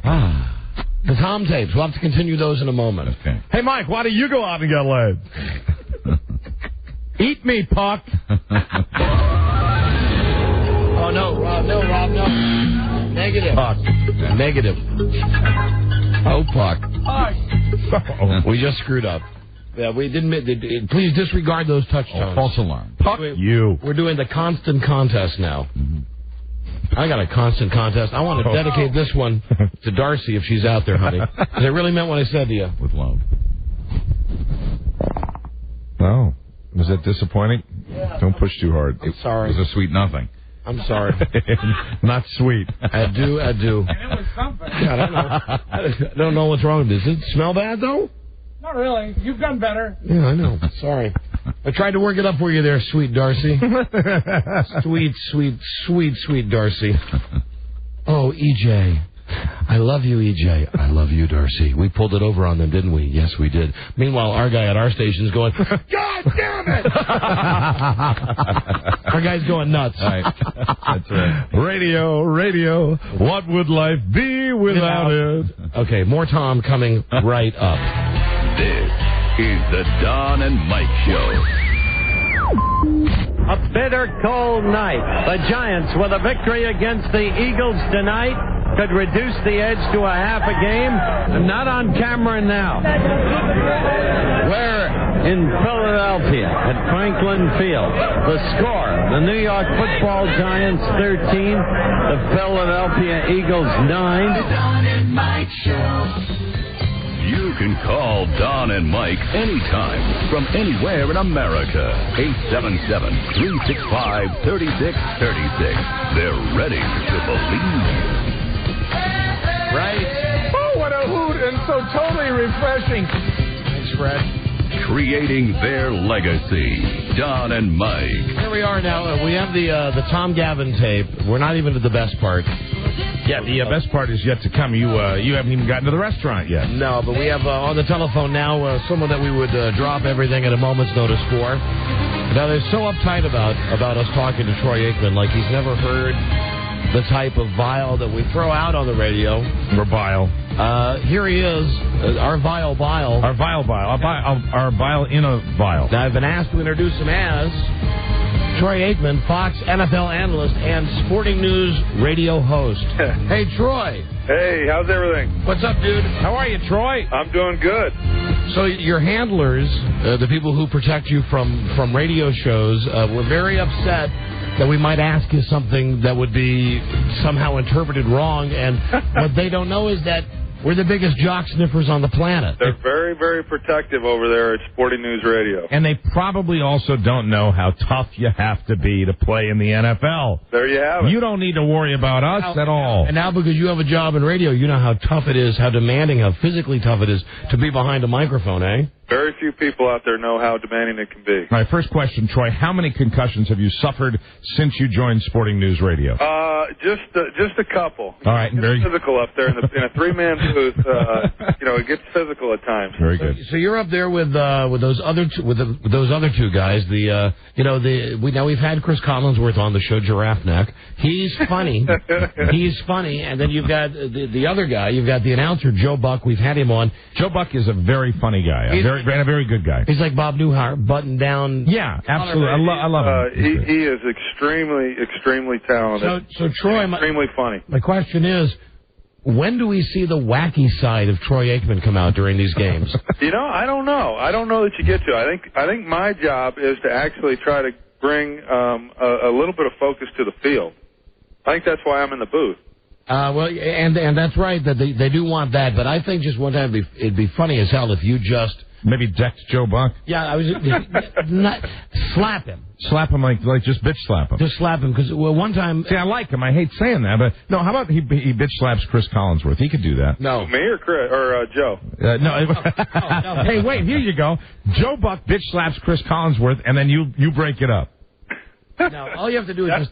that would be a fight worth watching. Just slap his glasses off. Two of those guys. just slap his glasses off. I want to tell you something about Troy Aikman, and I may have mentioned this on the air that a couple of years ago when he was calling a Redskins Cowboys game at the Snyder Stadium. Right. I was up there at that level where they do the broadcast from, and Troy Aikman came out, and he's frankly, he's bigger than you think he is. I mean, He's a tall man. Right, yeah. And you're killing me now. You know that, don't you? Here's what I enjoyed about watching you in action, Troy. You appeared affable.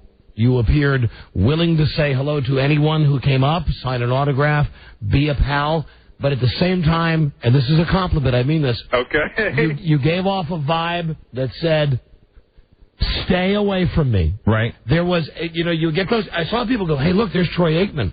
Wow, he's taller than I thought. Yeah. You want to go up to him? And then you look at him and you go, no. I think he's a guy. So did you resist the urge to run up to him? Oh, yeah, of course I did. Because he gave off that vibe to you? Of course I did. All right. Well, are you going to be at the game on Sunday? Yes, I am. Well, come up and say hello. There you go. Really? We're doing the broadcast on Sunday. All right, so you're coming to the Reds. Oh, of course, the Redskins Tampa Bay. That's the number one game. So, Troy, now I know you want to get in the plug for Sporting News Radio. Just so you know, I've had bigger compliments in my life. I'm still trying to figure out where the compliment was. Here's the compliment. Huh? Here's the compliment. Okay. Now, I'm a man of much less stature than you. I'm a local disc jockey. Yet... And Don, you are a nationally syndicated disc jockey. You don't sell yourself short. I find this hard to believe. When I go out somewhere, occasionally someone will see me and will come up and will, and who am I to say, well, I wouldn't want to do that. You must get it all the time. I try to give off that vibe. I try to give off that vibe that says, I'm here with my wife. Stay away. I'm nice. I'm funny, but don't. If it happens to me, I pull up extra seats. But don't approach me. Anyway, it was a compliment, Troy. I appreciate it. Thank you so much. But dude, I mean that. Come up on Sunday. I'd love to see you. Okay, you're going to be sorry you said that. You're going to have a little boy waiting out. You have a little boy waiting outside the broadcast booth at 10 a.m. Now, Sporting News Radio. So you're on Sporting News Radio. Do you have to take calls from the great unwashed? We don't. No, we do not take calls. But lucky. I'm sorry? You're lucky. Yeah. You know what? I've done some of those, and actually, I do enjoy it. I do enjoy taking the calls and hearing what people have to say. But because of our format and everything else, it becomes a little bit difficult. But we do have a guest on most every week. This week we had Peyton Manning on, and he was great. Obviously a big win that he went through on Monday night. It was great getting him on the show. So you don't like doing any of those prank calls? No, we don't do any of those things. No, we're a serious football show. Serious football. Yeah, a lot like this. A lot like what we're doing now. How is your friend, and actually our friend as well, the whole time he coached the Redskins? How is Norv Turner doing?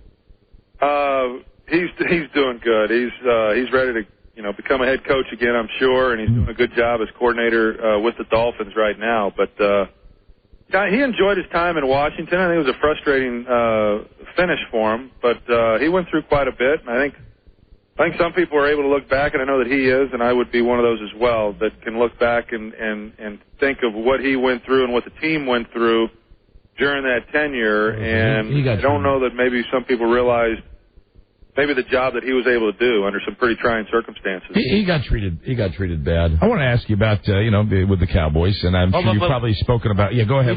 Just one thing about Norv. Yeah. I have to mention that he was such a nice man that time that I was out at Redskins Park. Oh, you liked Norv. You had a good relationship with him. And he actually let me sit at his desk. And then one time he was watching film and actually let me come down and, was talking to me like I knew what was going on. Are you trying to impress Troy with that? Is that why you interrupted me? No, I'm getting to a point with this. Okay, all right, I'm just curious, because, I was just wondering whether you were showing off or something. No, I'm not showing. Okay. Mike.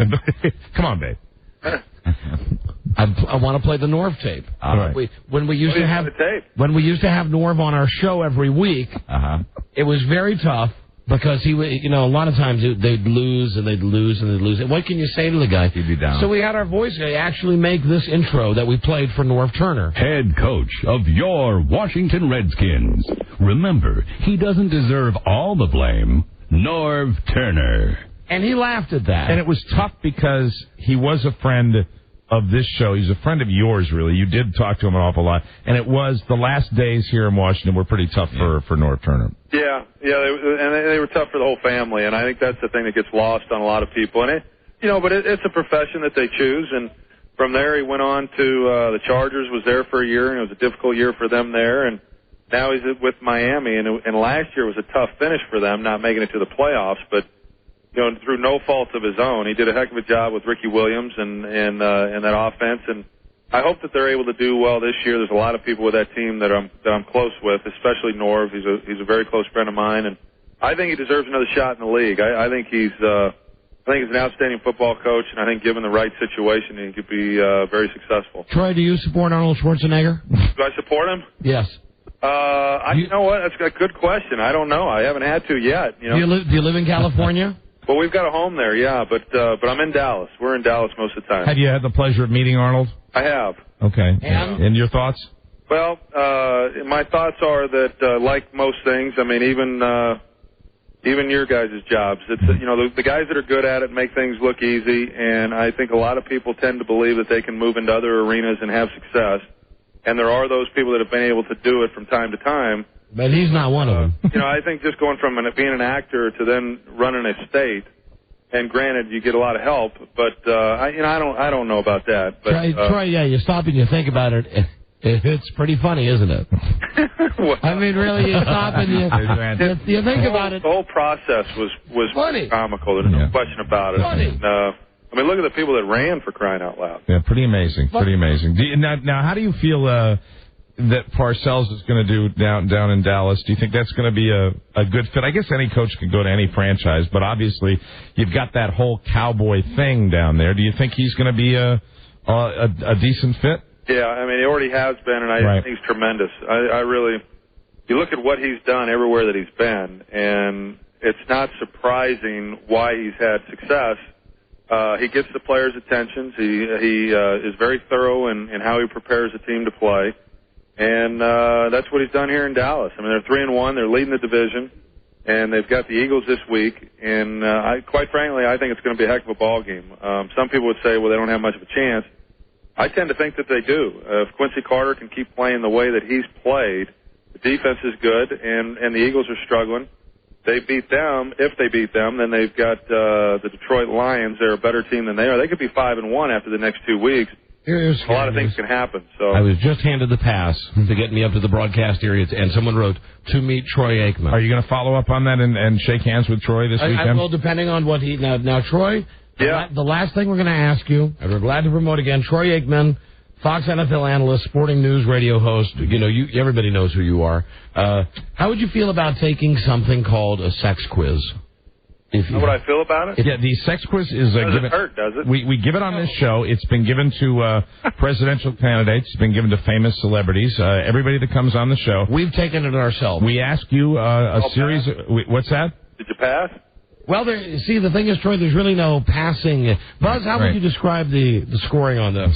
Well, we just simply count the number of yes answers and get a relative idea compared to... We grade on a curve. And you are allowed to pass on certain questions if you don't feel like answering them. There's only 13 of them. Okay. All right, you said, okay, let's... You got the music loaded up. Here we go. All right, Troy Aikman. Troy, have you ever been in a three-way or had group sex? No. Troy, have you ever been with a woman while she's, and why is it that I feel this reverence? I do too. With Troy. Because Troy has a certain stature. But just remember, we had the Libertarian presidential candidate on and we gave him the sex. We got no problem asking this of Dennis Franz. You know what? I'd like to, Dennis Franz was, we always use Dennis Franz. There was someone else recently that we gave the sex quiz to. The wrestlers we've spoken to. Yeah, that's not what I was looking for, Buzz. Who is it, Rob? Rosemary. Rosemary from the Dick Van Dyke Show. Right. She took the... Matt Damon. Matt Damon took the sex quiz. Troy, have you ever had sex with a woman while she's menstruating? No. Are you sure? You cannot pass judgment on it. You have to accept the answers. You ever had a gay experience? No. You ever made love in your parents' home? I'll pass on that one. That's yes. Let me see. Have you ever enjoyed hot interracial sex? No. You ever... For some reason, I don't think this is going very well. Well, no, it is. It's because it's you. It's because it's you. We feel differently about you, and we shouldn't. You are a celebrity. We have had major celebrities take this. Have you ever gotten your jerk on in front of others? No. Troy, have you ever had sex in a public place? All right, that's fine. We're fine with that. Have you ever been filmed or photographed while having sex? No. Troy, have you ever had sex in the no-no? No. Good. Right. Let me say, that's the right answer, Troy. That's right. Just with my moral compass. That's Don's thing. That's where food comes Whatever out. questions you have left, I think I'll just say no to those as well. Well, hold on. All right, then we'll give it. Have you gotten your jerk on today? Probably no. Have you ever? How about now you have to maintain the standards of the sex quiz. All right, there's 4 more questions. Have you gotten your jerk on today, Troy? No. Have you ever had sex in a car? Pass. You're a Troy Aikman, of course. Fine. You have. Fine. Have you ever had a one-night stand? Sex with a stranger? Pass. And finally, to the nearest 10, 50, 100, or 1,000, what do you estimate your total number of partners to have been? Well, not as many as Will Chamberlain. That's his answer. We will accept it. Under 10,000. All right, Buzz. Now, we knew he was a straight shooter. Yes. Troy Aikman, how did he do on the world-famous sex quiz? Troy had 4 passes, which we interpret as yes answers. And the total number of sex partners under 10,000. Under 10,000. You did very well, Troy. For the great Troy Aikman. And listen, really, we're just jock sniffers. Man. You're a great football player. Great career. And you're good up in the booth. Thanks for being on our show. It's Troy Aikman. You'll see him on the lead games, Fox, NFL, with the other guys, with Joe Buck and Turkey Neck, and then he's on Sporting News Radio. I think we gave Joe Buck the sex quiz. I think we have. But we didn't feel as weird as we do with Troy Aikman. Troy, when you see Joe, you'll have to commiserate with him about the Don and Mike show and see if he remembers. Yeah, he'll remember. You know what? I'm sure he will remember it. Unfortunately, he's going to be doing baseball for the next 3 weeks. Oh, that's right. He's doing the Fox baseball. Awesome. Who's got the great Dick Stockton filling in? Oh, there you go. Next 3 games. But hey, I look forward to seeing you on Sunday. And just remember, I'm just throwing this in because my memory's working right now. We gave Dick Stockton's wife the sex quiz, Leslie Visser. I don't even want to go there. Well, listen, dude, just so I don't make an ass of myself, you're serious, because if I've got the pass to get up there. If I get up there and say, hey, I'm the disc jockey from Thursday, are you going to give me that? I mean, if you're just going to blow me off, you could tell me now and I'm fine. No, I'd love to say hello. All right, great. All right. You're a good man, Troy Aikman. Okay, fellas. Nice talking to you. Bye, Troy. Got it. Have a good one. There you go. Right. Troy Aikman. What is it about him? He's got a little bit of that stature thing going. You know, there's a vibe there. It's a vibe. You know. You know what the toughest moment was? What's that? Question 3. What is it? 3 or 4? Yeah. Hey, but you ever had the gay thing? Yeah. He answered it very quickly. Yeah. He did. Very quickly. And now I'll have something to look forward to Sunday and report to you guys. Why did we behave like that during that interview? Why did we both go into that like? Because he's an NFL superstar and he's like a Hall of Famer, and you and I are like two 12-year-old boys. We are. You know, we have no problem. We are. I don't know what it is. You know, and Rosemary's the perfect answer. Look at that. There's a woman who is steeped in showbiz history, just one step away from a casket. The last thing you want to do would be to say something to offend her with the thought that she might die, and that's what she'd leave this earth with that. We had no problem asking, hey, you taking it as a no-no? Right. She said, oh, yeah. She did. Yeah, she gave off the vibe that she was willing to take. All right, you know what we need? We need an addendum to the sex quiz, because we always do this. When the bigger the celebrity, we always put the addendum and we say who's taking it. There are high-status celebrities that have taken that sex quiz, and we should have that because it adds credibility to it. And then, well, it makes us feel better when we start it. Should keep a list. Yeah. Anyway, you know, he's a guy that we like because we're guys and we like football players. Well, I mean, the bottom line is the way he played when he was in the NFL. I mean, he was one of those guys that would, You just don't want to be the guy to ask Troy Aikman, oh, yeah, incidentally, you ever get your jerk on in front of others? Because that's the type of thing that one time you will run into somebody who knows Troy Aikman or one of his goons that's with him at the game. And, and then that's when you get the knuckle sink. What's that all about, pal? That's when you get that. But I like. But I mean, really, when we talk about it, these are legitimate questions. Don and Mike show. Good afternoon, guys. Hey, buddy. Hey, happy belated birthday, Buzz. Thank you. You're very welcome. I love the show. Eric Cohn from Baltimore. I call in occasionally, but I just wanted to say that I'm never been a big Dallas Cowboy fan, but no matter what story you hear about Troy Aikman, he's a class act. We didn't get to ask him if he ever got his jerk on in front of Jerry Jones. That was another one of the questions. Now let's get constant contest. Well, it's going to be tough to get that picture out of my head. There you go, Don and Mike show. Hello. Yeah, I was skeeved out by you guys asking Troy Aikman those questions. I've never been weirded out by anything you do. Listen, here you go. You are a constant contest winner. What is your name? John. Johnny, where are you from? Vienna. Johnny from Vienna, listening on WJFK FM. Here you go. A pair of tickets. You've won tickets before you could buy them to see Aerosmith and Kiss. And that's at the MCI Center Thursday, November 20. You've won your tickets before they can go on sale Saturday morning at 10 a.m. Ticketmaster.com. You know, thanks. Can I say one quick thing on another note real quick? See, this is what's so great about the constant contest. Yes. Is that the people who get the prizes are people who are calling in to say something anyway. Yeah, it's like rewarding people. I moved up here about 4.5 years ago for my little sister who was in the hospital. Every single day, you guys kept me going. I mean, she ended up dying, but every single day, you guys were absolutely fantastic. Oh, wow. I have been an absolutely loyal listener since then. You guys just, every single day, you made it. I mean, I spent 20 hours a day there, and I used to go home between 4 and 8 to shower, take a nap, and get back there. But you guys are absolutely phenomenal. I'm sure we helped with the nap part. And we're sorry to hear that. That is, I meant the nap for him. Right. I didn't mean. We say this to everybody. We really do. We say that of all the things, the compliments we get, and I know you mean that from the heart. That is the nicest thing that people ever say to either one of us, and I know Don feels the same way. And it puts us in the awful position because now it's we have to be funny now. We're nice guys, and you know. So we should look at you and go, stop being such an a-hole. Right. My mother's a whore. How about that? There you go.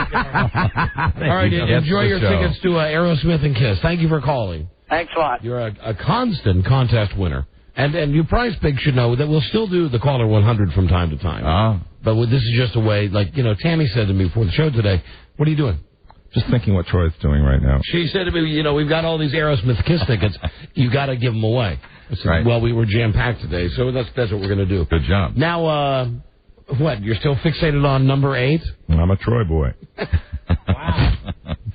The matter at hand is Tom Gavin. Yes. Yeah, we've been waiting to hear this, and you guys didn't. The last time we checked in on the tape, you hadn't even crossed the threshold yet. No. Let's hear just a brief snippet.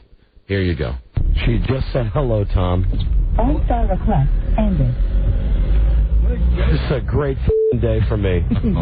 Parking lot across the street. Joe's recommendation. Oh, all right. Listen, I'll set this up when we get back. Here's where we are now in this story of paying off the bet. We've arrived at the Titty Bar, the Crystal City restaurant. You're there. There's no parking. There is no parking out front of the restaurant. There's no parking at the bank next door. There's no lot anywhere. Buzz has been walking around in front of the restaurant. I see Buzz, and I feel like Buzz is a lifesaver. I throw out a rope to him. I say, Buzz, right. Hey, come get in the car and help us find a place to park. Absolutely. I've already been in the car for Tom with over... and that worked out for you, didn't it? For over 20 minutes. Yes. Yep. Buzz is a great TV. A great card bumper. We'll be right back. This is the Don and Mike Show. They're flying high from one city to another and one man to another. Bedroom stewardesses. They wake up in some strange place and take the next flight out for more fun and new thrills. They're the girls who've got the class and that sexy wink in their eyes that says hello in a special way.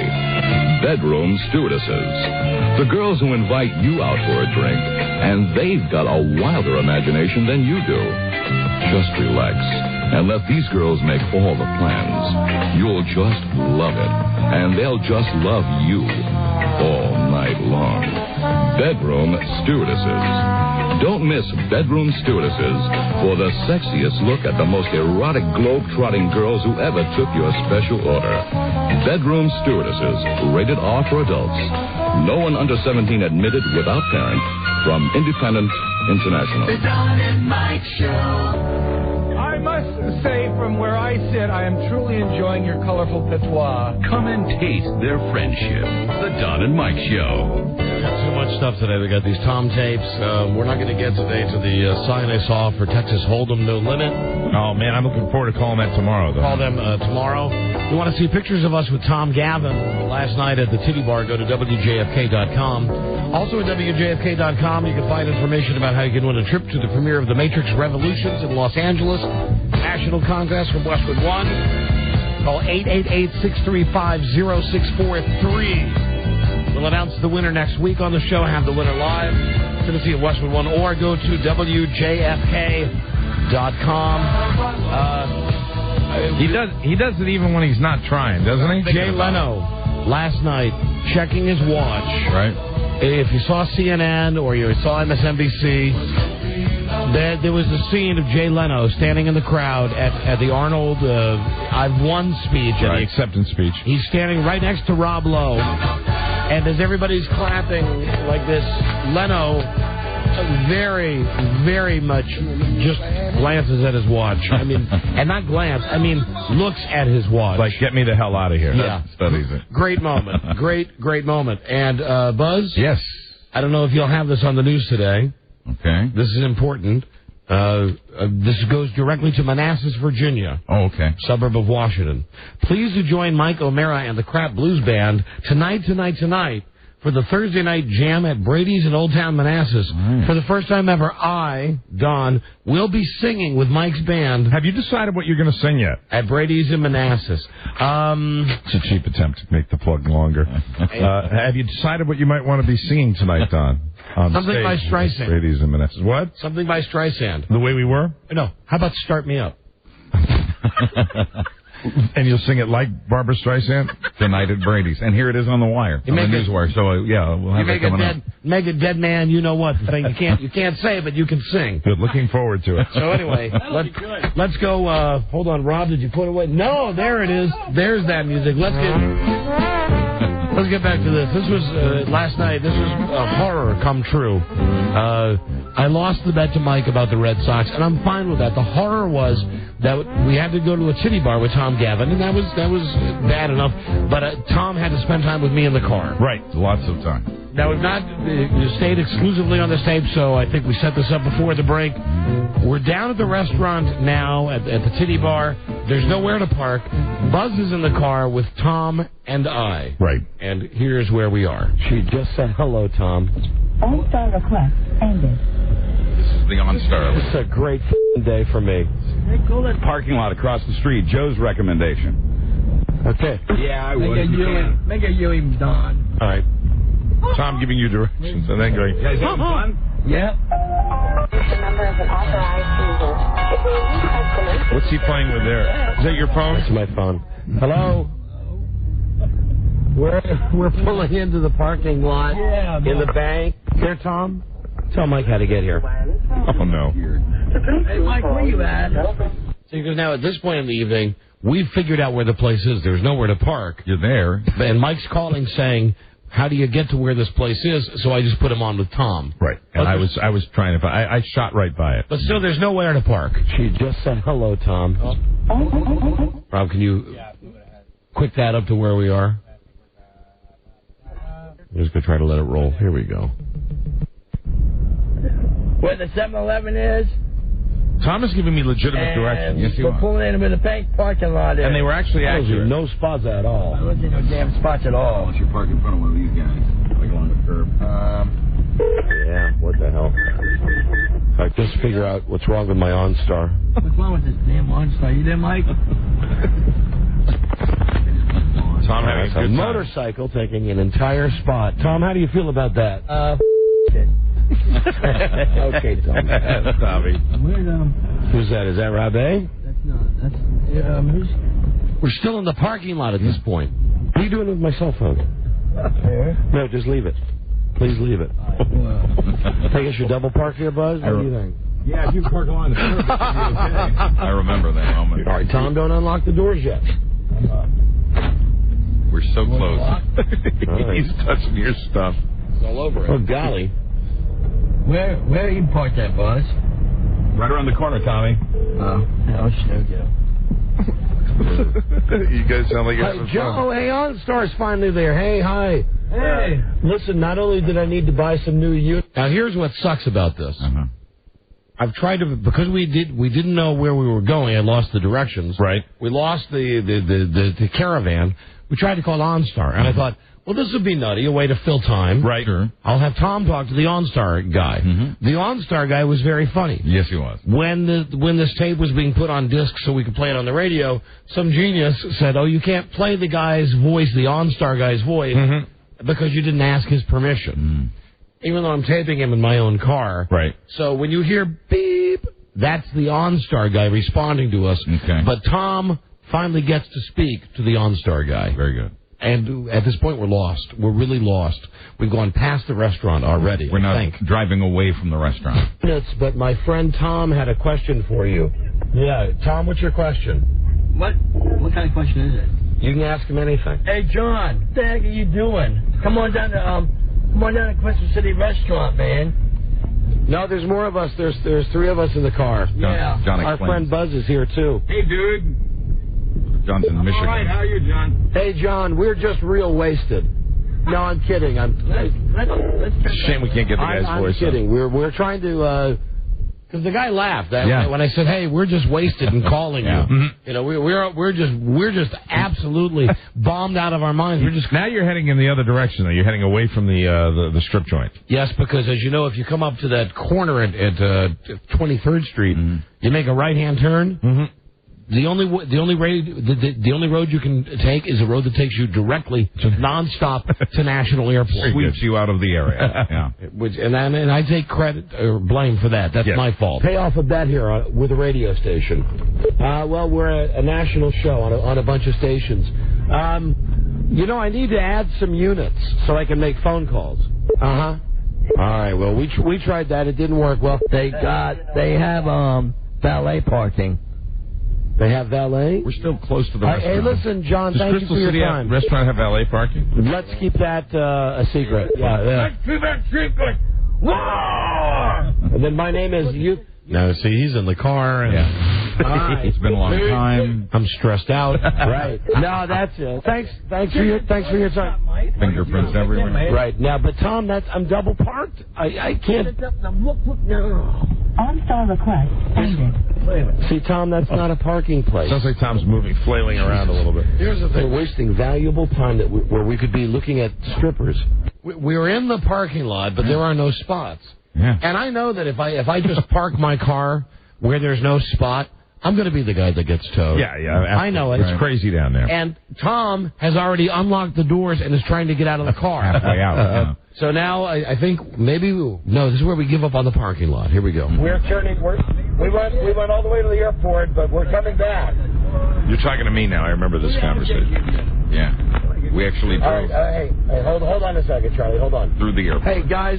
Tom, where am I going here? I just missed Crystal City. You're legitimately asking Tom where you're going. You know, you did that several times. You were relying on Tom. Here's my deal. I think that speaks volumes for the challenge in America. Here's my deal. Thank you, Mike. And I take that being the challenge when I think you're talking about. I believe so, yeah. Here's my deal.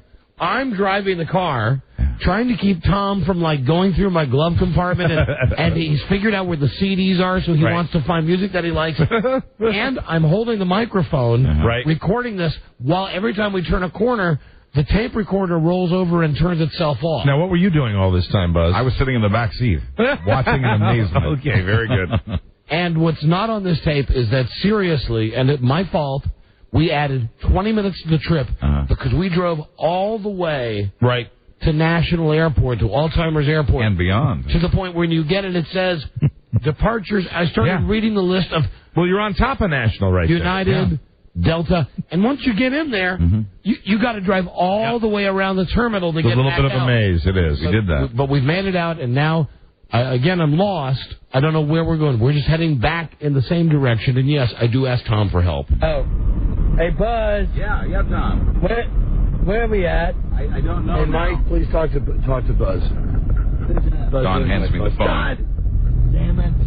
God damn it, Tom. Tom, please roll your window up. Well, they invited me in when they asked me where I parked. And I'm like, what are you doing there? Parking spots were gone, and so now we...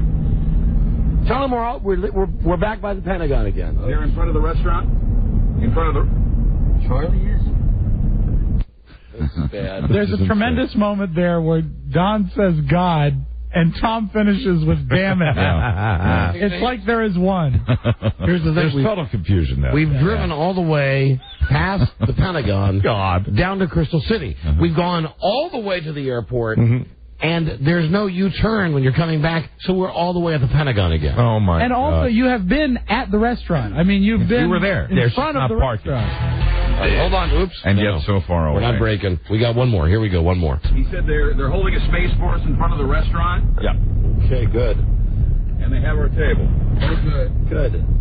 Good, being as we're speeding out of town 45 miles per hour. Make a quick Yui way here somewhere. Tom, where would I make a quick Yui? Those are cement walls in between us. I know. We can get up here, we can make a Yui somewhere. A Yui. Yeah. Many times he suggested that. I apologize, Buzz. I'm not really quite sure what happened as we were leaving the airport. How long has Tom been on the show? How long is what? Tom's been associated with the show for many, many years. Over 10? This is terrific. 15? This is well fun. over 10. This is hell. He's having a great time. I know he is. Never had, right? Yeah. Arlington Cemetery, hey. No, back it up. Make a Yui. Tom, that's the only place I can exit. All right. No? Roslyn Key Bridge. All right, we'll keep going to Roslyn. So I'm taking directions from him. He's reading the road signs for you. We need to go back. I know we need to go back, Tom, but I need to find a place where we Did can you get the turn impression around. he was Tom. just enjoying being in the car with you? What would you recommend, Tom? Make a Yui up here at Arlington Cemetery. His answer to Now we're coming up on Wilson Boulevard. Tom would have Don going around in a complete circle all night. I think Make I'll another take Yui. that. What do you? Oh, crap. Crap. I just missed Whatever the you cuss, turnaround. Tom repeats it. Oh, we just do it up here somewhere. Make Hold a the Yui. microphone up to your mouth, Tom, please. Yes, sir. Yes, Don. Okay, buddy. Come on, say something. You're my Tom. buddy, Tom. We're all the way back where we started. Congratulations.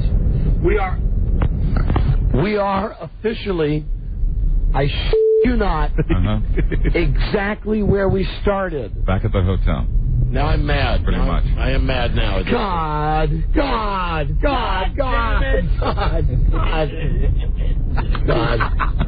I'd make a Yui. Yeah, I'm going to right now because we're coming up to How did you guys the get Orleans all the way house back and, there? Here's the thing. Jesus Mike, you drive with Tom Gavin. He's very active. Try it. Now, Buzz was sitting in the back seat. I watched all of it. Right. Very hard. Yeah. Now, there was an exit. Anybody that's come down, whatever, 295 or 110, whatever road it is that we were on, there are places where you can exit, and you can make a quick turnaround. every time I would do that, I am not kidding, Tom would lean over and grab the steering wheel. He grabbed the steering wheel. Oh, he was very active, like having a small child on the front seat. Tom would grab the telephone. A monkey. Tom constantly had the windows going up and down, and there was all kinds of stuff. He's very busy. All kinds of stuff not on this tape. And he had his bag in the car. Rosalind. Why is it getting so hot in here? Tom, it's really not hot in here, but Thank you. you're very welcome.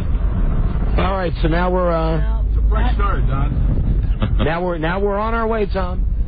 Yep. We're on our way to Crystal City Restaurant. Would you like to hear what I'm listening to now? Yeah. My favorite band? Yep. Fountains of Wayne. Fountains of Wayne. Where's the band you play with?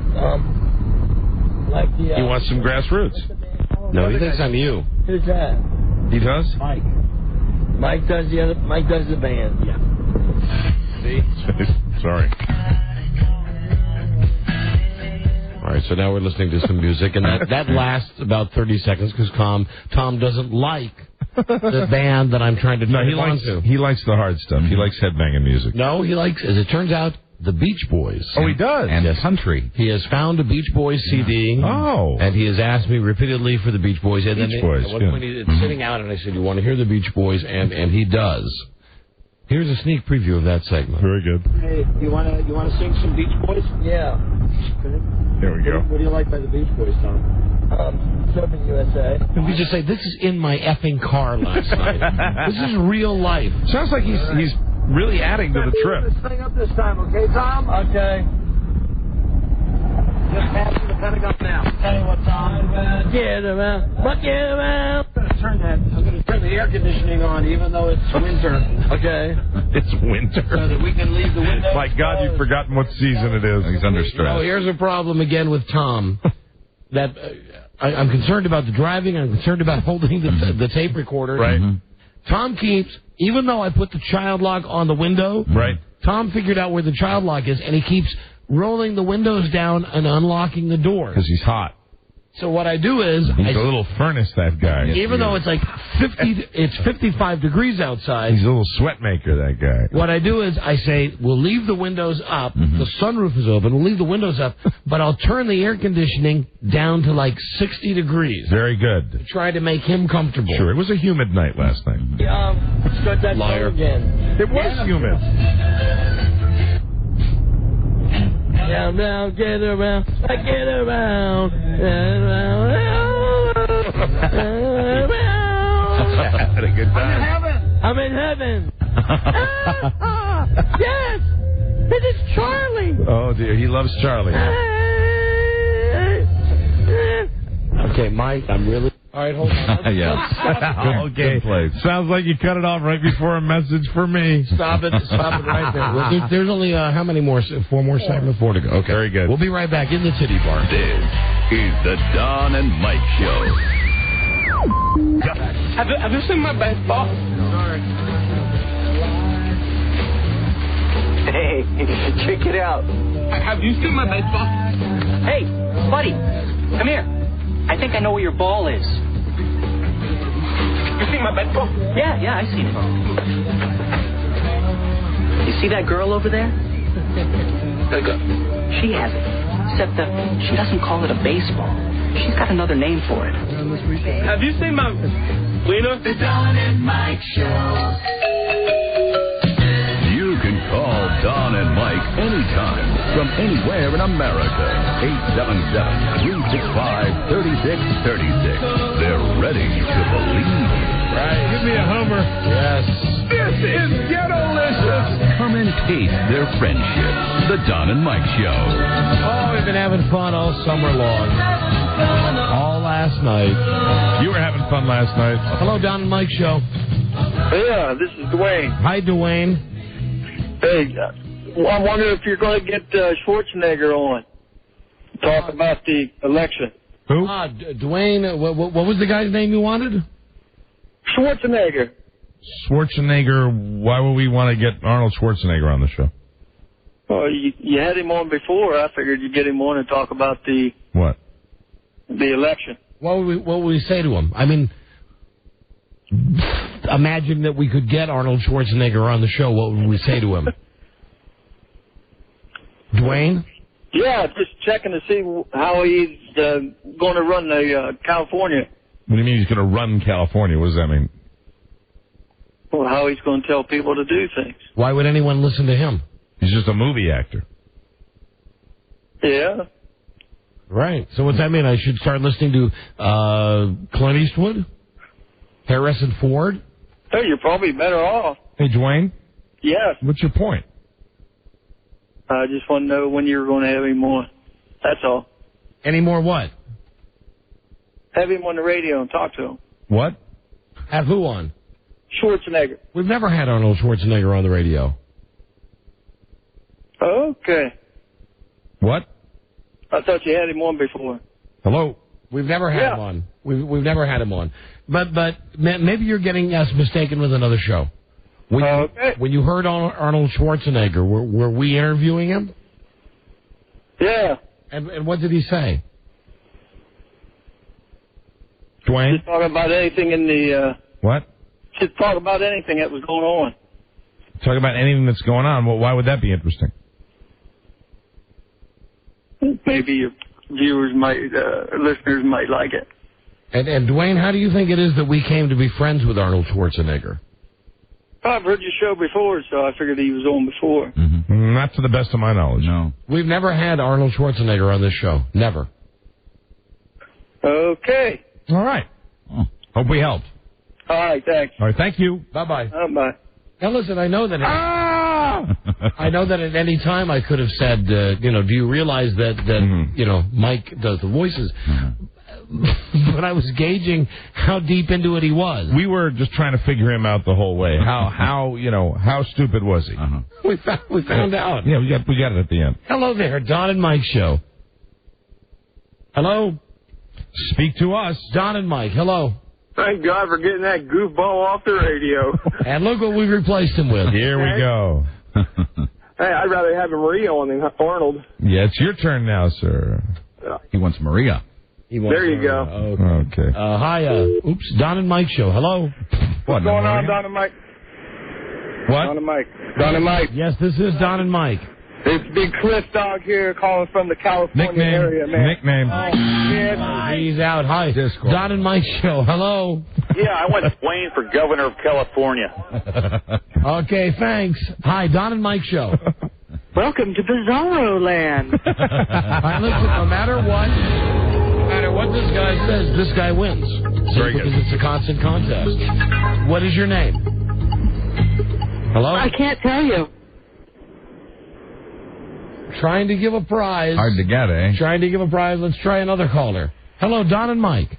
Hi, Don and Mike, radio guys. Now, this would be someone who has called to say something. This is the new thing about this contest. Right. The constant contest. Nothing about the contest. What? You must have had something to say when you called, and then we'll give you a prize just for calling. What did you call to say? I called to congratulate you guys on being such great ball busters on that last guy from California. And you won a prize in the process. Congratulations right back to you. And here you go. That's the sound of us busting his balls. And you have won tickets before you can buy them to see Aerosmith and Kiss. Two rock legends, one stage, one night, MCI Center, and that's Thursday, November 20th. Tickets don't even go on sale until Saturday 10. Ticketmaster.com. Enjoy Aerosmith and Kiss. Thanks, guys. I appreciate it. You're very welcome. Thank you for listening to the show. And now, let's relive the last horrific moments of last night in which we'll take you eventually out of the car and into the titty bar. My God, it seems like you've been in that car for 2 hours. Tell him about it. Awful long time. Here we go. Now, I think we might be at the place. Yeah. We might actually be I hope so. At the place. Oh, no, we're going to hear the part with Tom singing. The Beach Boys. Yes. Singing. Here we go. Let's roll. We're getting closer. You want to sing some Beach Boys? Yeah. What do you like by the Beach Boys, Tom? Surfing USA. Remember, the bet with Mike was that, I'd take him to the titty bar. And you did. He's in my car. All right. Let's not this thing up this time, okay, Tom? Okay. Just pass to the Pentagon now. Tell you what, Tom. Get around. What get around? I'm going to turn the air conditioning on, even though it's winter. Okay. So that we can leave the windows closed, get better fidelity. Can we start that song again? Yes. Down, down, get around. I get around. Around. He's in my freaking passenger seat. I'm in heaven. Yes! This is Charlie! Oh, God. Here we go. Okay, Mike, I'm really trying to do this with the best possible intentions. But now I've been in the car with Tom. Thank God Buzz has been here for half of it. But I've now been in the car with Tom for 40 minutes. 38 minutes. Seems like 40. So you're almost there.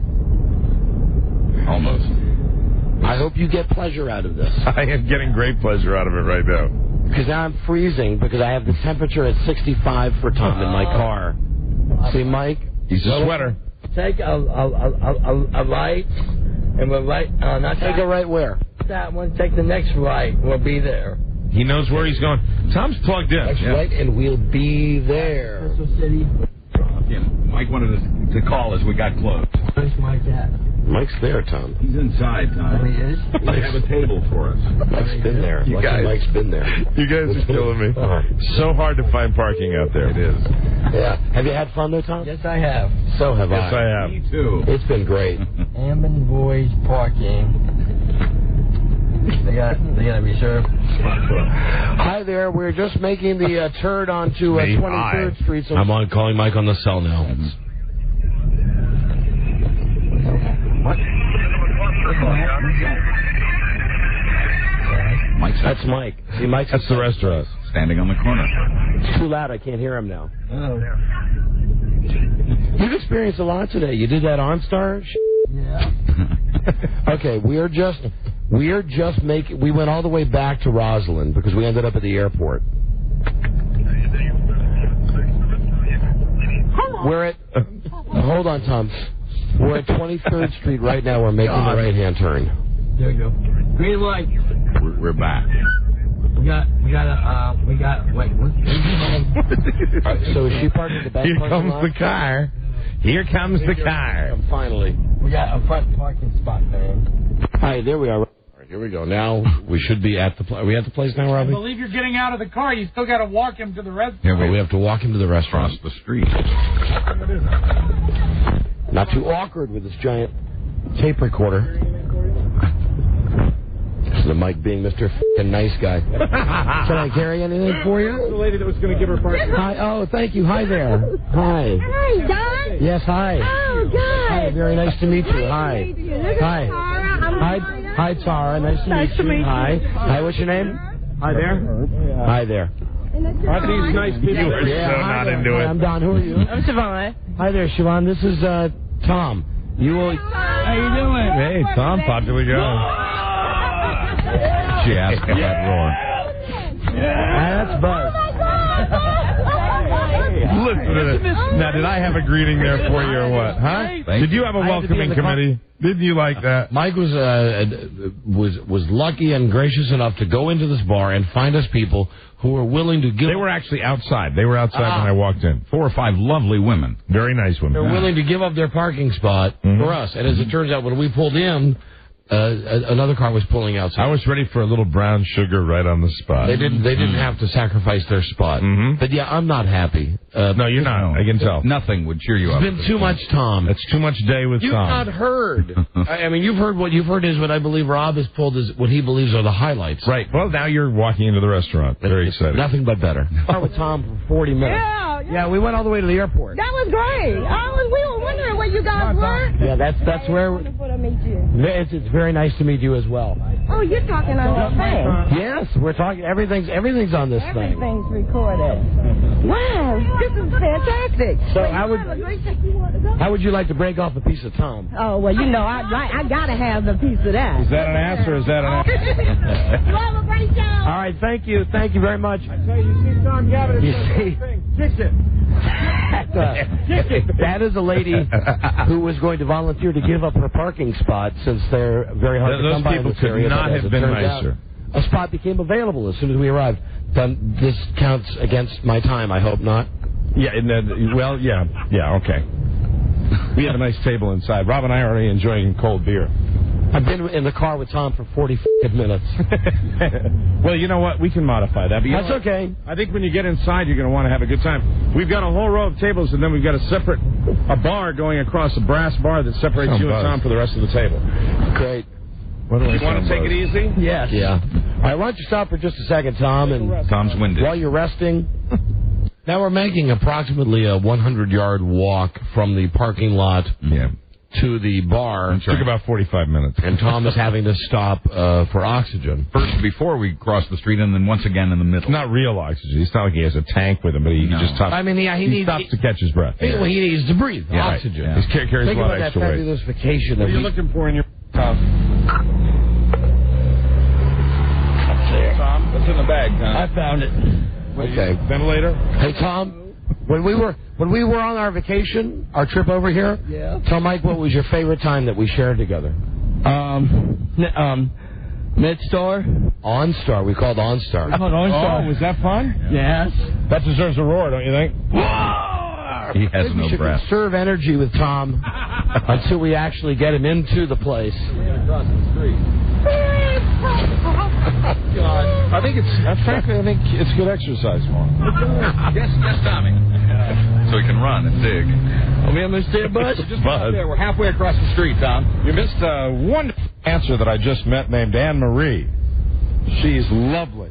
Hey, and how about that guy at the hotel who was upset because he was blocked in by our 4 cars as we were attempting to load Tom into mine? Did he throw a little tantrum? Yeah, and I pulled out the tard card.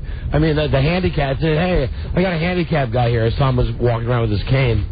And then I said, the guy, he's a federal agent. It's going to be very loud when you go in here. Okay, you ready? You ready, Tom?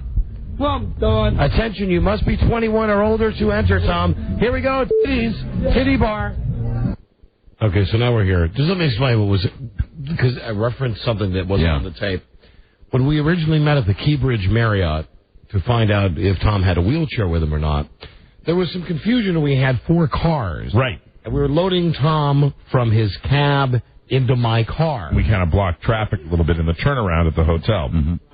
There was one guy who was a business guy, an uptight prick, who kept looking at his watch. We'd been there maybe 2 minutes, and at one point he leaned out the side of his car and said, hey, can you effing move it along? Right. And I said, excuse me, we're transporting a federal agent. He could have backed up. He had room to back up. And at one point, he laid on the horn as I was walking in front of his vehicle. And I held up my arms and said, all right. Really? Yeah. So you almost got in a fist fight? I was a jerk, yeah. So the guy dropped the F-bomb, and I said, we're moving a federal officer here.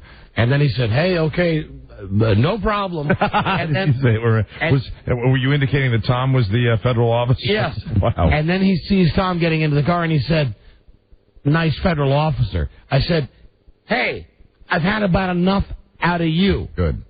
Because he still didn't know. He didn't know who you were. He didn't know if I was really a Secret Service or whatever it was I was pretending. So federal officer. So we get into the car, and as we're driving out of the hotel, I move over so that this guy who's been blocked in by us can pull up next to us. And at the moment he pulls up next to us, I say to Tom, lean out the window and scream at this guy, I'm an effing federal agent. And as the guy pulls up next to us, Tom leans out the window. He goes, hey, I'm an effing federal agent! Yeah, just hanging out and yelling. I had no idea that went on. Hold on, here. Hey, Tom? Yeah? Do you remember yelling at that guy that you were an effing federal agent? Yeah. Yeah, was that fun? Yeah. Hold on, Tom. Here we go. In the club. It's really... Hi, Tom, go ahead. I was just singing my favorite song. This sucks. This sucks. This sucks. This sucks. This sucks. This sucks. This sucks. I'm here with Tom, and I can say anything I want. You are so not into this. This sucks. This sucks. Hi. Nice to meet you. Now you're walking through the crowd. Really nice to meet you. Just trying to work my way through this crowd. Just kidding. Hi, everybody. Great. Cheryl the Big Dyke is here. Hi. What are you thinking?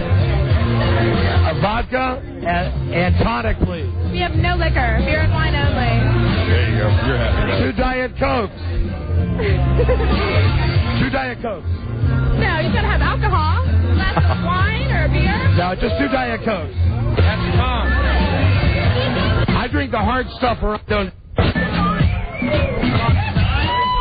Trying to explain to our waitress, if you don't have the hard stuff, I'm not a guy that will sit there and drink beer after beer. I did the same thing. Yeah, well, both of you should be. I can't tell you how uncomfortable the ride over was. I don't know how listenable the first part of this opus is going to be. And they don't serve alcohol here. Am I allowed a bathroom break? This is Anne Marie up on the main stage. She's going to do her Hot for the Teacher act right now. Tom, take a look. I think you'll enjoy it.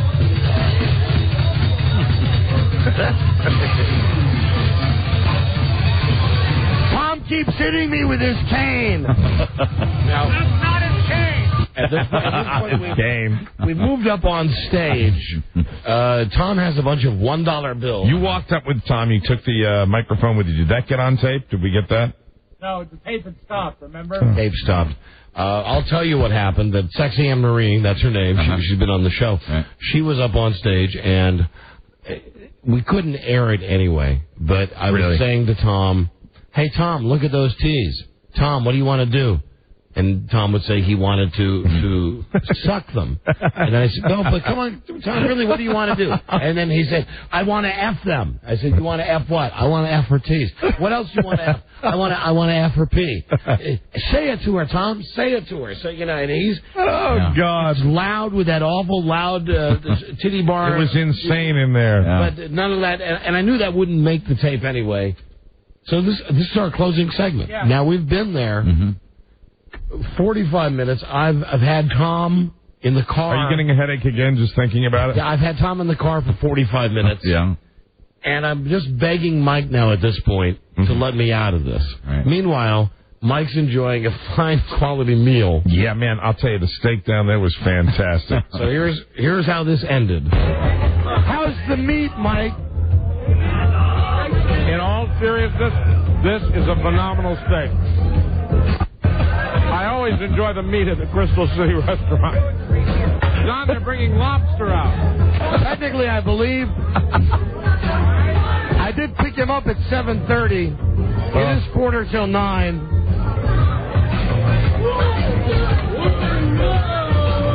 The bet is over.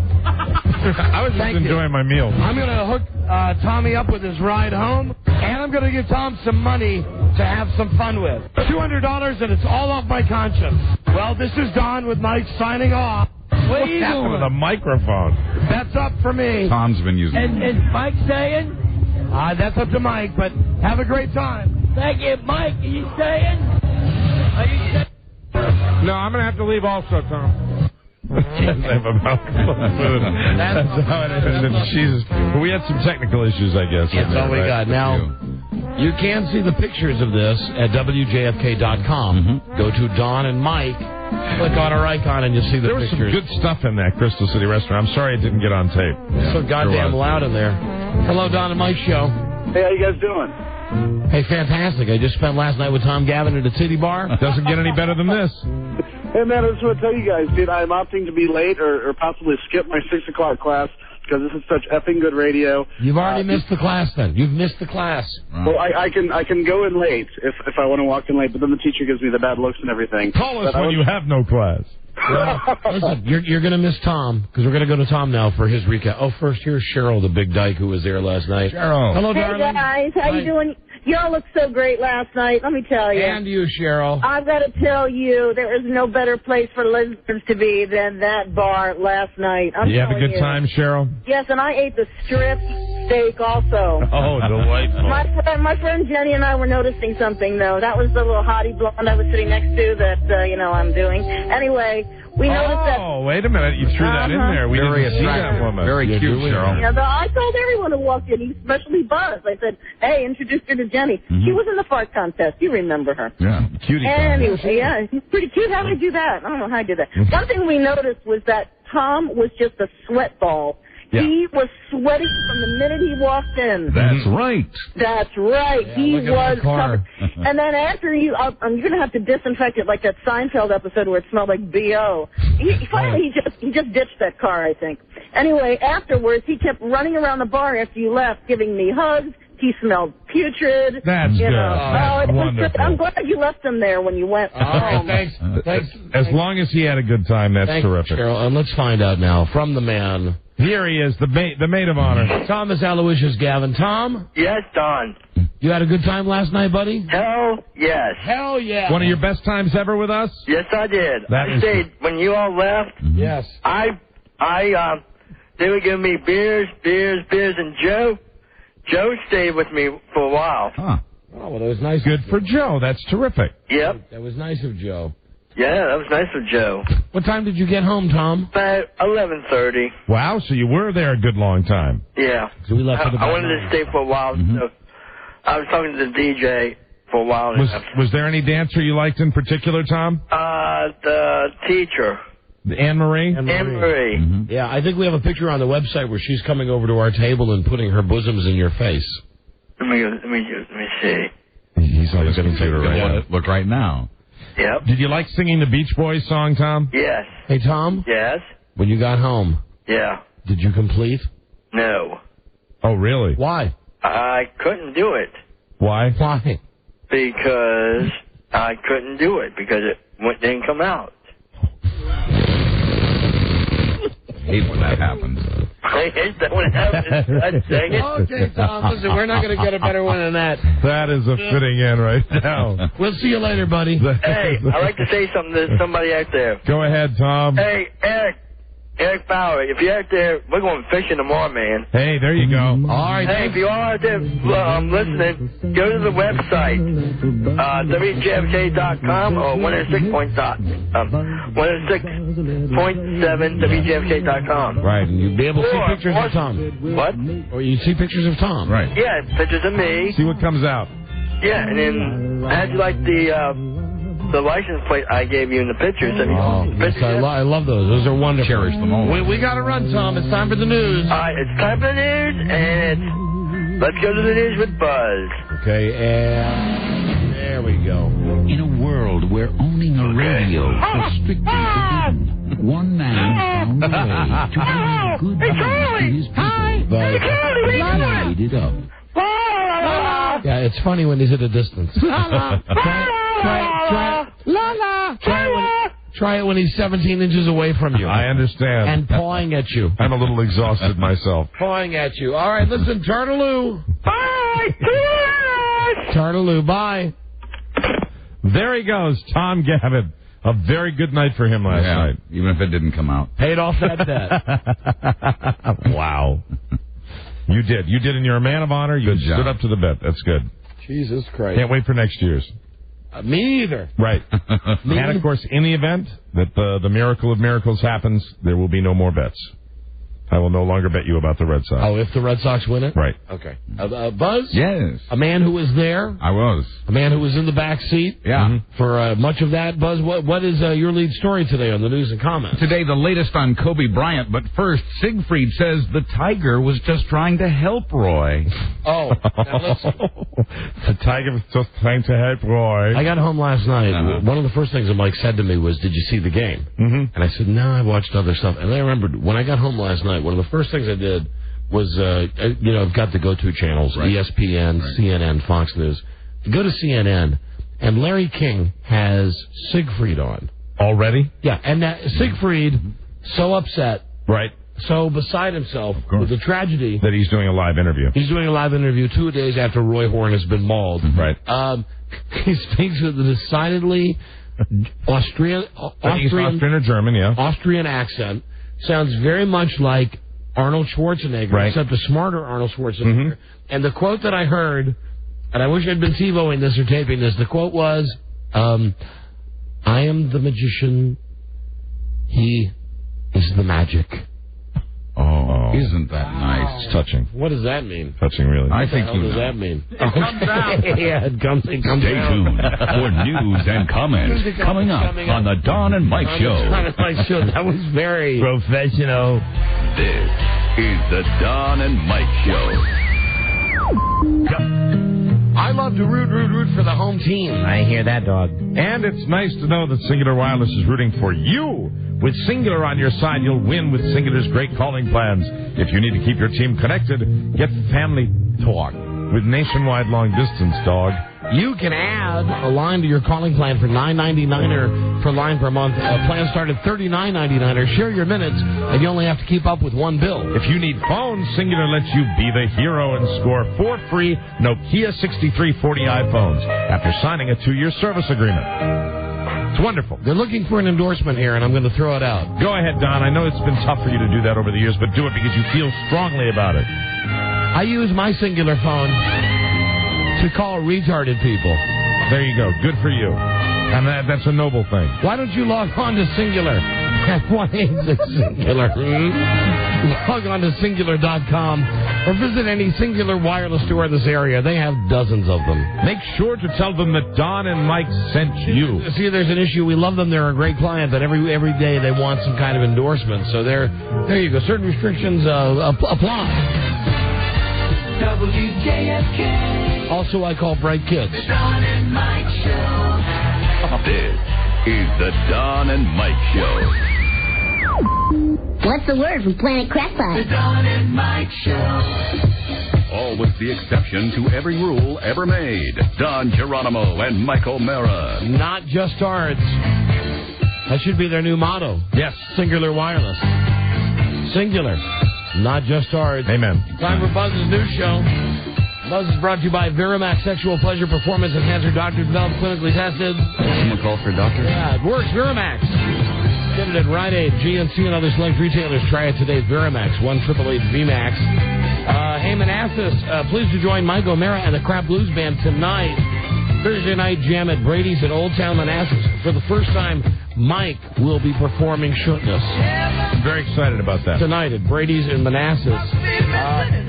We're going to have someone from the Pentagon on tomorrow talking about this event this weekend here in the D.C. Metro. Fundraiser by Pentagon police officers for the Fraternal Order of Police. Saturday, 9 till 4 at the Navy Gas Exchange, corner of Columbia Pike and Joy Street, right next door to the Pentagon. They're coming on the show tomorrow to talk about that. Win a trip to Los Angeles for the premiere of Matrix Revolutions, courtesy of Westwood One. Really, only people who listen to the show can win the trip. Call 888-635-0643 or go to WJFK.com.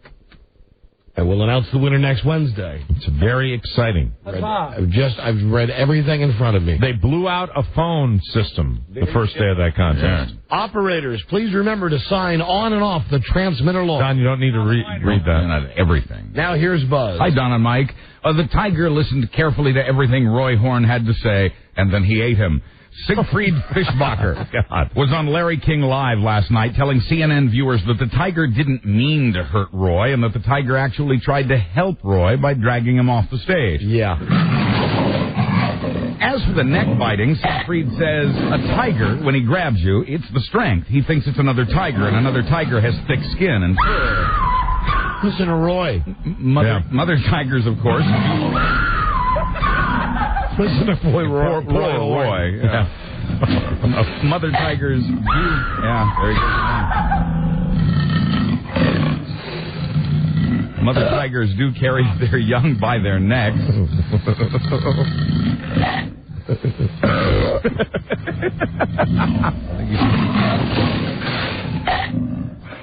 Siggy says the tiger carried Roy off stage because Roy had fallen down. Yeah, you think? That's the tiger burping up a little Roy.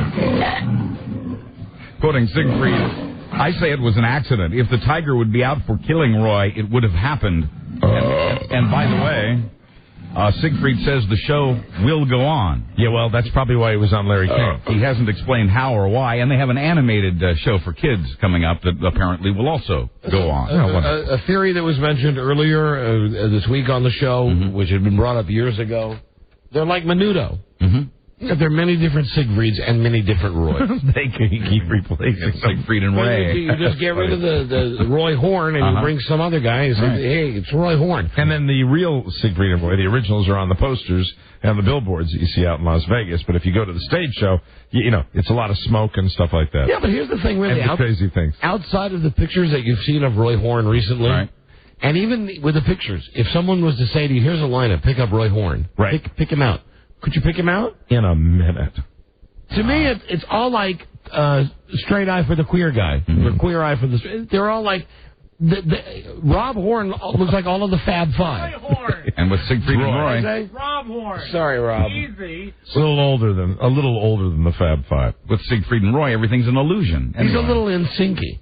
Yes, he is. Yes. Sure. But he's a little old to be in-syncy. I just don't know why you insist on hurting me. Bitch. Kobe Bryant. Sorry, babe. Kobe Bryant's lawyers could have said no to today's preliminary hearing. Stay cool. In a hearing like this, the prosecutors present the evidence they think justifies the rape charges. A lot of times, the defense lawyers would rather we didn't hear that stuff. But hear it we did. A cop testified about his taped interview with the girl who said Kobe grabbed her by the neck and bent her over a chair. Kobe should run for governor. A nurse testified there was vaginal bruising that doesn't usually go along with consensual sex. The hearing has begun. Hey, you know, Buzz, I don't know if you have this in your stack of stories today. Okay. I think they've done a pretty good job of making Rush Limbaugh's 4,000 pill thing just kind of go away. Yeah, where is that in the news? I can't believe it. Good question. It's not in this stack. I don't know. I mean, and okay. And I said nothing. I make a point of turning on Rush Limbaugh when I'm coming to work now to hear if he's going to address it, and he's off on his other, you know. This is why the conspiracy against Arnold Schwarzenegger. First of all, if what is in the Inquirer is true, get that housekeeper out there. Well, I mean, wasn't there payoffs? I mean, that's the last we heard. What we heard he was giving her hush money. She had a tape recorder of them going to Denny's and him, and the way the tape was described was that he would give her, because he loves cigars, as I do, another one of the many things we have in common. I also, incidentally, take 4,000 pills a day. There you go. Wow. But I get mine legally. Right. The deal is that he gives her a cigar box full of money, and he says to her, "There's the cabbage." And then she gives him a cigar box full of 1,000 pills. Wow. This is the croutons. The transcript of allegedly what was said. Right. Has been printed in the newspaper, but this is like a week ago, and nobody's brought it up. And it's gone. Well, the Arnold thing maybe will be dying down. That's part of it. The investigation continues behind the scenes, and the other thing we're waiting for that hasn't happened is Rush to deliver on his promise to come clean, to use his word. Well, I mean, if it's not in the news, why should he? His advisors will probably say, just keep shutting up. Yeah, apparently so. No. Must be nice. They get the free pass. Here's the cabbage. Read the Inquirer. Yeah. That's what he said. Here's the cabbage. A ton of cabbage. Here's the cabbage. It keeps me regular. It's good for my bowel. And he had some kind of slang for the pills. Right. He had something for the pills. I'd like to hear that. Hello, housekeeper. Oh, there's the cabbage. Where are my babies? You have a box with my babies? 1,000 of my babies. There's the cabbage. Rush Limbaugh on CIB, the cabbage in broadcasting. Thank you. Well, now that Arnold has spent $23 million to get himself elected, now what? Well, for one thing, he wants to repeal California's car tax, a promise he made before finding out that would be illegal. The law could be changed, of course, but Arnold faces a hostile Democratic state legislature. Now, those angry lawmakers realize that Arnold being elected was an angry message from the voters, and they may go along with Arnold, at least for a little while. But Arnold also faces a hostile lieutenant governor, the man who came in second in this week's election, Cruz Bustamante. He greeted Arnold's victory by saying, "Arnold, you are very famous for making movies, and I want you to feel free to continue doing that." At Arnold's... That's a pretty funny line. This is number 2 man. At Arnold's first post-victory news conference, staff members from the governor's office were there, but they did not cheer like the voters at the rallies. There was only a small smattering of applause. Arnold felt the lack of love, quoting him, "Don't get too excited with the applause." Now, where was this at? This was his first news conference. This was actually in a hotel, but all the governor's staff was there. the people who are supposed to be helping him with the transition. Now, these are the people who worked with Gray Davis. Right, and some of them will continue and some of them won't. So you can understand they would be less than enthusiastic. Oh, sure. Great. You know, here comes the idiot movie star that got the job. And he's used the words clean house a couple of times. Aye. So they were less than enthusiastic, and Arnold noticed that. Arnold says he'll wipe out the state's $8 billion budget deficit without raising taxes or cutting education money. Right. Does anybody ask how? Good luck. And he hopes to do this with a state that has a lower credit rating than Mississippi. For the unfamiliar, Mississippi ranks last in just about everything. Hey, Buzz, yes? Listen. Arkansas laughs at Mississippi. There's no need. You don't have to qualify that. We all know about MIS, SIS, SIPPI. Where's the cabbage? As for Bustamante's invitation to keep... I'm in bake sale. As for Bustamante's invitation to keep making movies, Arnold says he won't be doing that, but he says he will stay interested in bodybuilding.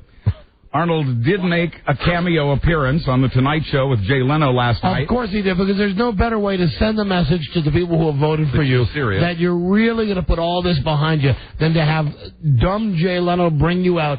And not that it's not embarrassing enough that they catch Jay Leno on CNN looking at his watch, but then you go on his show. Yeah, Arnold interrupted the monologue with a walk-on and the videotape you mentioned of Leno checking his watch at the post-election rally. See, nice show because I can take the joke. There's to deal with that. I make it funny, even though I know you really wanted to leave. And it prevents me from doing the things that I need to do. I'm still going to go on the talk shows. All right, so what happened? You know, I did happen to see Letterman, where Letterman had the tape of Leno. Right. And Letterman showed it in slow motion. And then Letterman started doing his Jay Leno impression. Right. You know, going, I got to go write some jokes. I got to get to my car. Where's my car? I gotta see that. I think a lot of people, if you're like myself and you root for Letterman and you know he's getting killed in the ratings, you think, well, good. Why shouldn't he make fun of Jay Leno? Right. Sure. I'd be curious to know what happened on Jay Leno's show. Well, Arnold said to Leno at this particular moment when he interrupted the monologue, "You looked at your watch. I cannot believe it.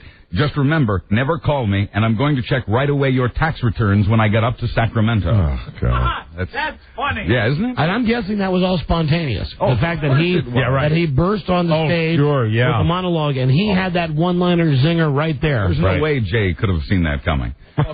Welcome to California. Really?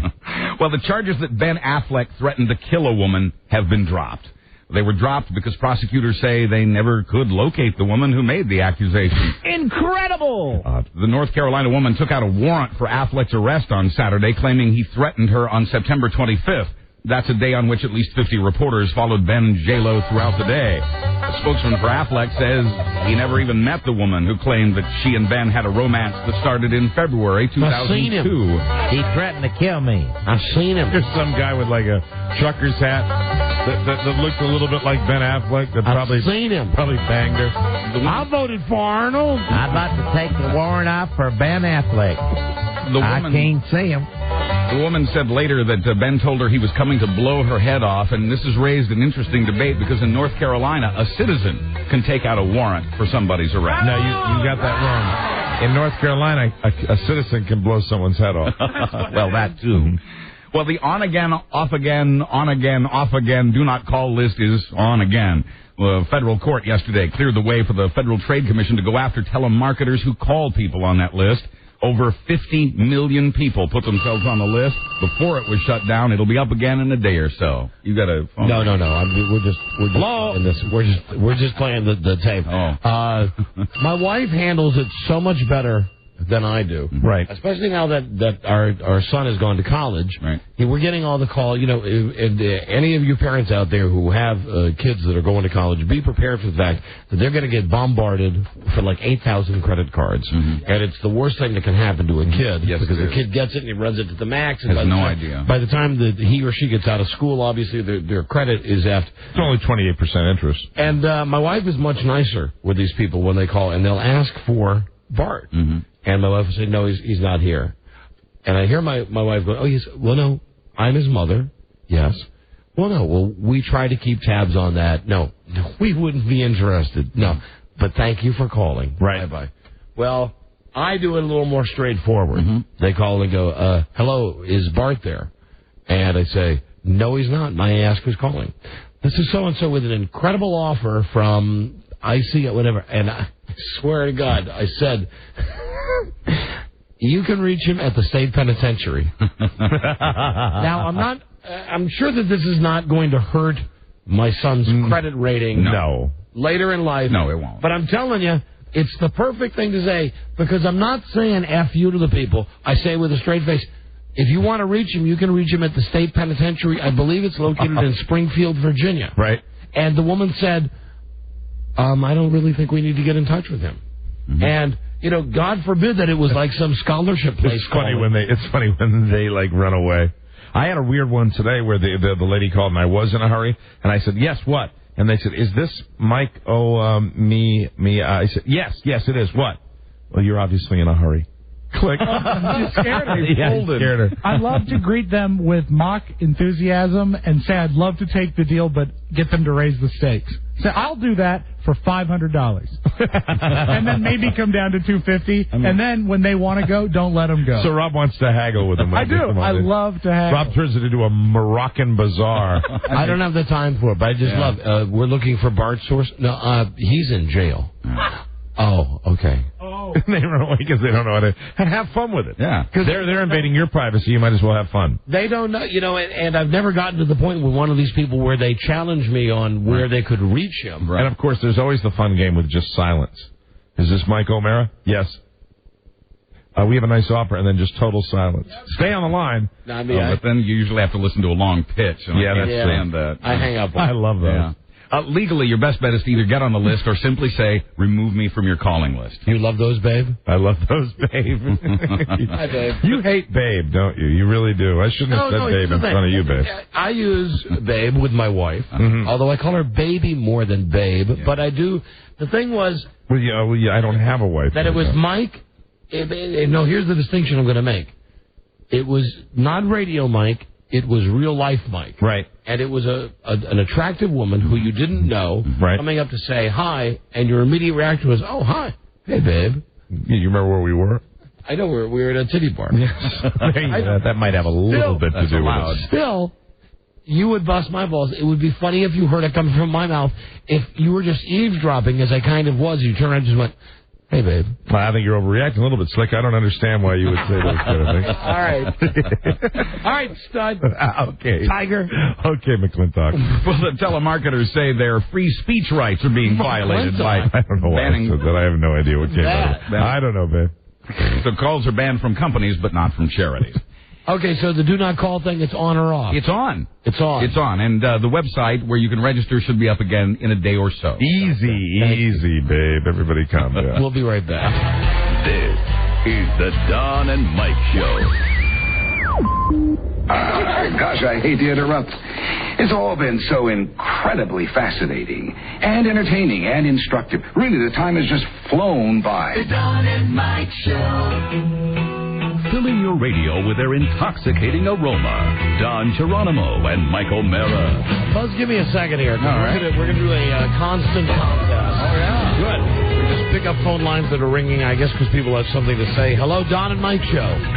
Hi, guys. Hi, who is this? This is Dave. I'm calling for Reno. Dave, you won the Halloween mask of your choice provided by anymask.com. Get yours on the web today with free shipping at www.anymask.com. You've won in our constant contest, but you must have had a reason for calling. Yes, I did. And it was? I called because nobody's bringing much media attention to the fact that of the 11 major phone marketing firms, 7 CEOs have their name on the do not call list. Fantastic observation. Thank you. Jesus. Well, that'll happen sometimes. Yes. They can't all be gems. He was obviously felt very strongly about it. He'll need that mask. See, we were just going to start picking up the telephone and giving prizes to people who are calling because the thought is the people who are calling have something to say. Mm-hmm. But he got a Halloween mask out of it, which he can celebrate the holiday with, or in his case, maybe knock over a bank. And sometimes the face of guilt is one you see in the mirror. Stop it, Charlie Donovan. Charlie Donovan would be delighted to know this part-time disc jockey here in Washington, would be delighted to know that you two boys have been obsessing over him for as long as you have. Here's the thing. He's this guy who works on the Broke Dick oldie station. Right. And generally speaking, it's not a great radio station. I mean, they've changed the program director, and I think they're changing the music, so maybe they're getting a little better. But they're like the only outlet for oldies here in D.C. Right. And there's a disc jockey who thinks he's good. He's a weekend guy, and he thinks he's good. Great. But the thing is, he thinks he's great. He's not good. This is the guy that Rob and I, 2.5 years ago when we were stuck at the airport, when we were getting drunk in the British Airways lounge, we didn't even have a radio, but because we had a layover and a photographic memory of the every radio schedule in town, and because we were drunk, we just started calling because there was a phone in the lounge. Right. We kept calling to Charlie's Brunch, the noon to 1 feature, and we finally got through. We were so hammered. She said, "Is this Charlie?" And if you listen to him, he's one of these guys. Rob, just give me a record, any record. He has a very... First off, like I said, he's awful. I don't think I've ever heard He's awful, but he thinks he's good, which gives him a very listenable quality. Because you're hearing a guy who has not a lot of talent, but a lot of confidence. Right. Cool. And he's got one of these things, one of these... He's got one of those, and he runs it all the goddamn time. So it'll be... Okay, here's a good example. Well, they don't play this record. They should play it. Yeah. But here's a good example. It would be B.I.G. Donovan mismatch Sunday morning. Redskins favored by 7. I'll have the score for you. Hey, LTD. Right here on B.I.G. And he's tight. He's relatively tight. I think I know you, and I know why you listen to him. I got to check him out. He's relatively tight. And the other thing he always does, invariably, because he's on every Sunday, always with golf scores. Yeah. He loves... A lot of it is... WBIG. It's the Donovan extravaganza. Wow, the Buick Open. Tiger Woods up by 3 strokes. Jim Furyk looks like he might be able to make a move. I'll let you know. Coming up here, oldies. And the guy is just flat out awful. But Rob and I have called him collectively maybe 10 times. And now he'll know that. And if you go to the station's website, Rob had been telling me all day that there was not an available photo of this guy. It says in his bio here on the website, it says Charlie is a transplanted New Yorker who enjoys the Redskins and day trips to some of this area's historical sites. Right. He's a good Stop that party. He's a good weekender. And he's a guy, he's one of those guys he loves to fill in. Yeah. You know, when someone's sick. Right. Hey. The Donovan extravaganza. Charlie, for Johnny. Oh, he loves that. For Goldie. Some call Charlie the perfect father. So that's why we got on that kick, because Rob just found a picture of him on the web. And now he's a little more famous than he was before. It won't help him. Like I told the guy in where was that? Bakersfield, I think, yeah. Right. It won't matter that we've mentioned his name or the radio station he listens to. It'll matter when I put his picture in my wallet. Guy's so bad. Really. I mean, he's not bad like Jack Diamond. Right. Because Jack Diamond is doing that whole phony, baloney, I'm a nice guy thing. This guy... Mike's making the post. All right, now I'm going to give out the website. You go to oldies100.com, and you have to click on Air Staff, and then where it says DJ Directory. Yes. And it says Big 100 Weekends, and there he is, Charlie Donovan. Celebrity he most resembles, and I do mean this, Homo Joe. Huh. Yeah. Yeah, absolutely. Perhaps Homo Joe. Take a good look. There you go. Perhaps. Very good. That's terrific. I like that picture. And just for you guys here in the metro area, this is a radio station that has a new program director, just like DC 101 has a new program director, and like WHFS has a new program director. And what this means is, with all these stations that have new program directors, all of the disc jockeys are pushing and pressing so hard because there's a new program director in town who's never heard them before. Right. And what they're all really doing, and I've been through this a million times, and Mike's been through it, everybody has, they're auditioning for their jobs. Yeah, absolutely. So tough business. If you want to hear these guys, like you hear them and they're really doing they're very high energy and material. trying to fit everything in, it's because they're listening to a guy who most likely has the thoughts of firing them all. Exactly. Donovan extravaganza. And Mike's doing the pose now. I like it. The pose in his publicity photo. I want to take new publicity photos and have them done like that. The photo that says, I'm laid back, yet perhaps with a wild sense of humor. All within the confines of this strict oldies format. You're obsessing on him. Oh, I have. I have for years. Rob and I be on the phone to each other go, hey, have you heard the breakfast brunch? Turn it on. How about the Beatles breakfast? I mean, all of his wacky features. And he just looks like a guy with that picture. I'd like to meet him someday. And he's awful. Perhaps we shall. Robbie? Perhaps someday we will meet him. Sorry, Buzz. Probably. It's all right. Well, if a psychic... Yeah. I mean, I am sorry because you sound like we just did waste 2 minutes. Sorry. No, I was thinking it's all right. No, you see, the thing is we got to the news. It's okay, babe. I was just Stop making the pose. Sorry, we got to the news today with plenty of time. Yeah. And we've had we got a lot in. Long segments, and now I'm ruining it. And look at Mike. I just want to do the rest of the show with my head in my hands. It like looks this. dignified. I like it. If a psychic offers to clean your money, beware. We shouldn't have to tell you that, but then we also shouldn't have to tell the Colorado woman who fell for it. A 24-year-old alleged psychic there told the widow that her money was cursed and needed to be cleansed. The widow handed over $38,000. God. 2 weeks later, when the widow returned to pick up her clean money, the psychic was gone and the psychic's apartment was empty. Shock. There is an APB out on Aline Cunningham. Come on, Mama. No, police found Sonia the psychic, who also goes by the names Patricia and Victoria.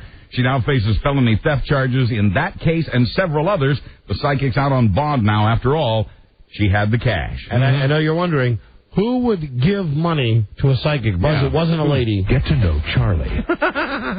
Thank you. 38 grand. Charlie Donovan extravaganza. In sports, the Red Sox face the Yankees again tonight to try to win Game 2 of the American League Championship Series, and the National League's tied at a game apiece after the Cubs crushed the Marlins last night. That series continues tomorrow night in Florida. And finally... What do they do? Excuse me for a second, Buzz. What do they do when they're both playing? Do they put one on one of their crappy, FX channels? Yeah, I think that's exactly what they do. That stinks. They should just go every other night. Wouldn't you think you'd have the American League one night, with National League with the one League night? Championship, I think they should do that. John Norman told me that they're doing it regionally. Oh, okay. So that's even worse. So there was really no place in D.C. last night to watch the Cubs. Yeah, somebody said that to me, and where I was, you could watch the Cubs. Well, that makes you happy because I just was happy about that. And see, now we've come full circle. The beginning of the show today, I was unhappy that you were not happy. Yeah, I'm happy. You notice I'm not making a big deal about the game tonight. I want to win it. You're happy now. I want to win the World Series. Sure, why not? I won't win it. I want my team to win it. Right. Thanks for I didn't mean that we thing. No problem, babe. Okay, babe. Finally, a urine test. A urine test shouldn't go clink, and that's what made the probation officer suspicious. I'm done. 5 men in Lubbock, Texas, were in fact trying to cheat on their court-ordered drug test. They were filling their cups with drug-free urine that was being dispensed from realistic-looking prosthetic penises. The product, apparently available on the internet, is called the Whizzinator. Wow. I'm Buzz Burbank. Please go to jimsource.com. The Don and Mike Show. No, babe. Yes, babe. Back tomorrow with the all-new episode. Our thanks to Troy Aikman. The very heterosexual Troy Aikman. Yes. It was an interesting sex quiz. Well, I'll see Sunday out at the game, and we'll see you all tomorrow. Good day to you, sir. Good day to you, sir. Good day to you, sir. Good day to you, sir. Hey, no Tom Gavin tonight. No, the face in the mirror of bigotry. Okay. Bye, Charlie Donovan. PM. Either Charlie Donovan. Till we meet again, this is Sammy Davis Jr. saying, be kind, be nice, and I hope the next performer has the pleasure of having as nice an audience as you've been tonight. And let me leave you swinging.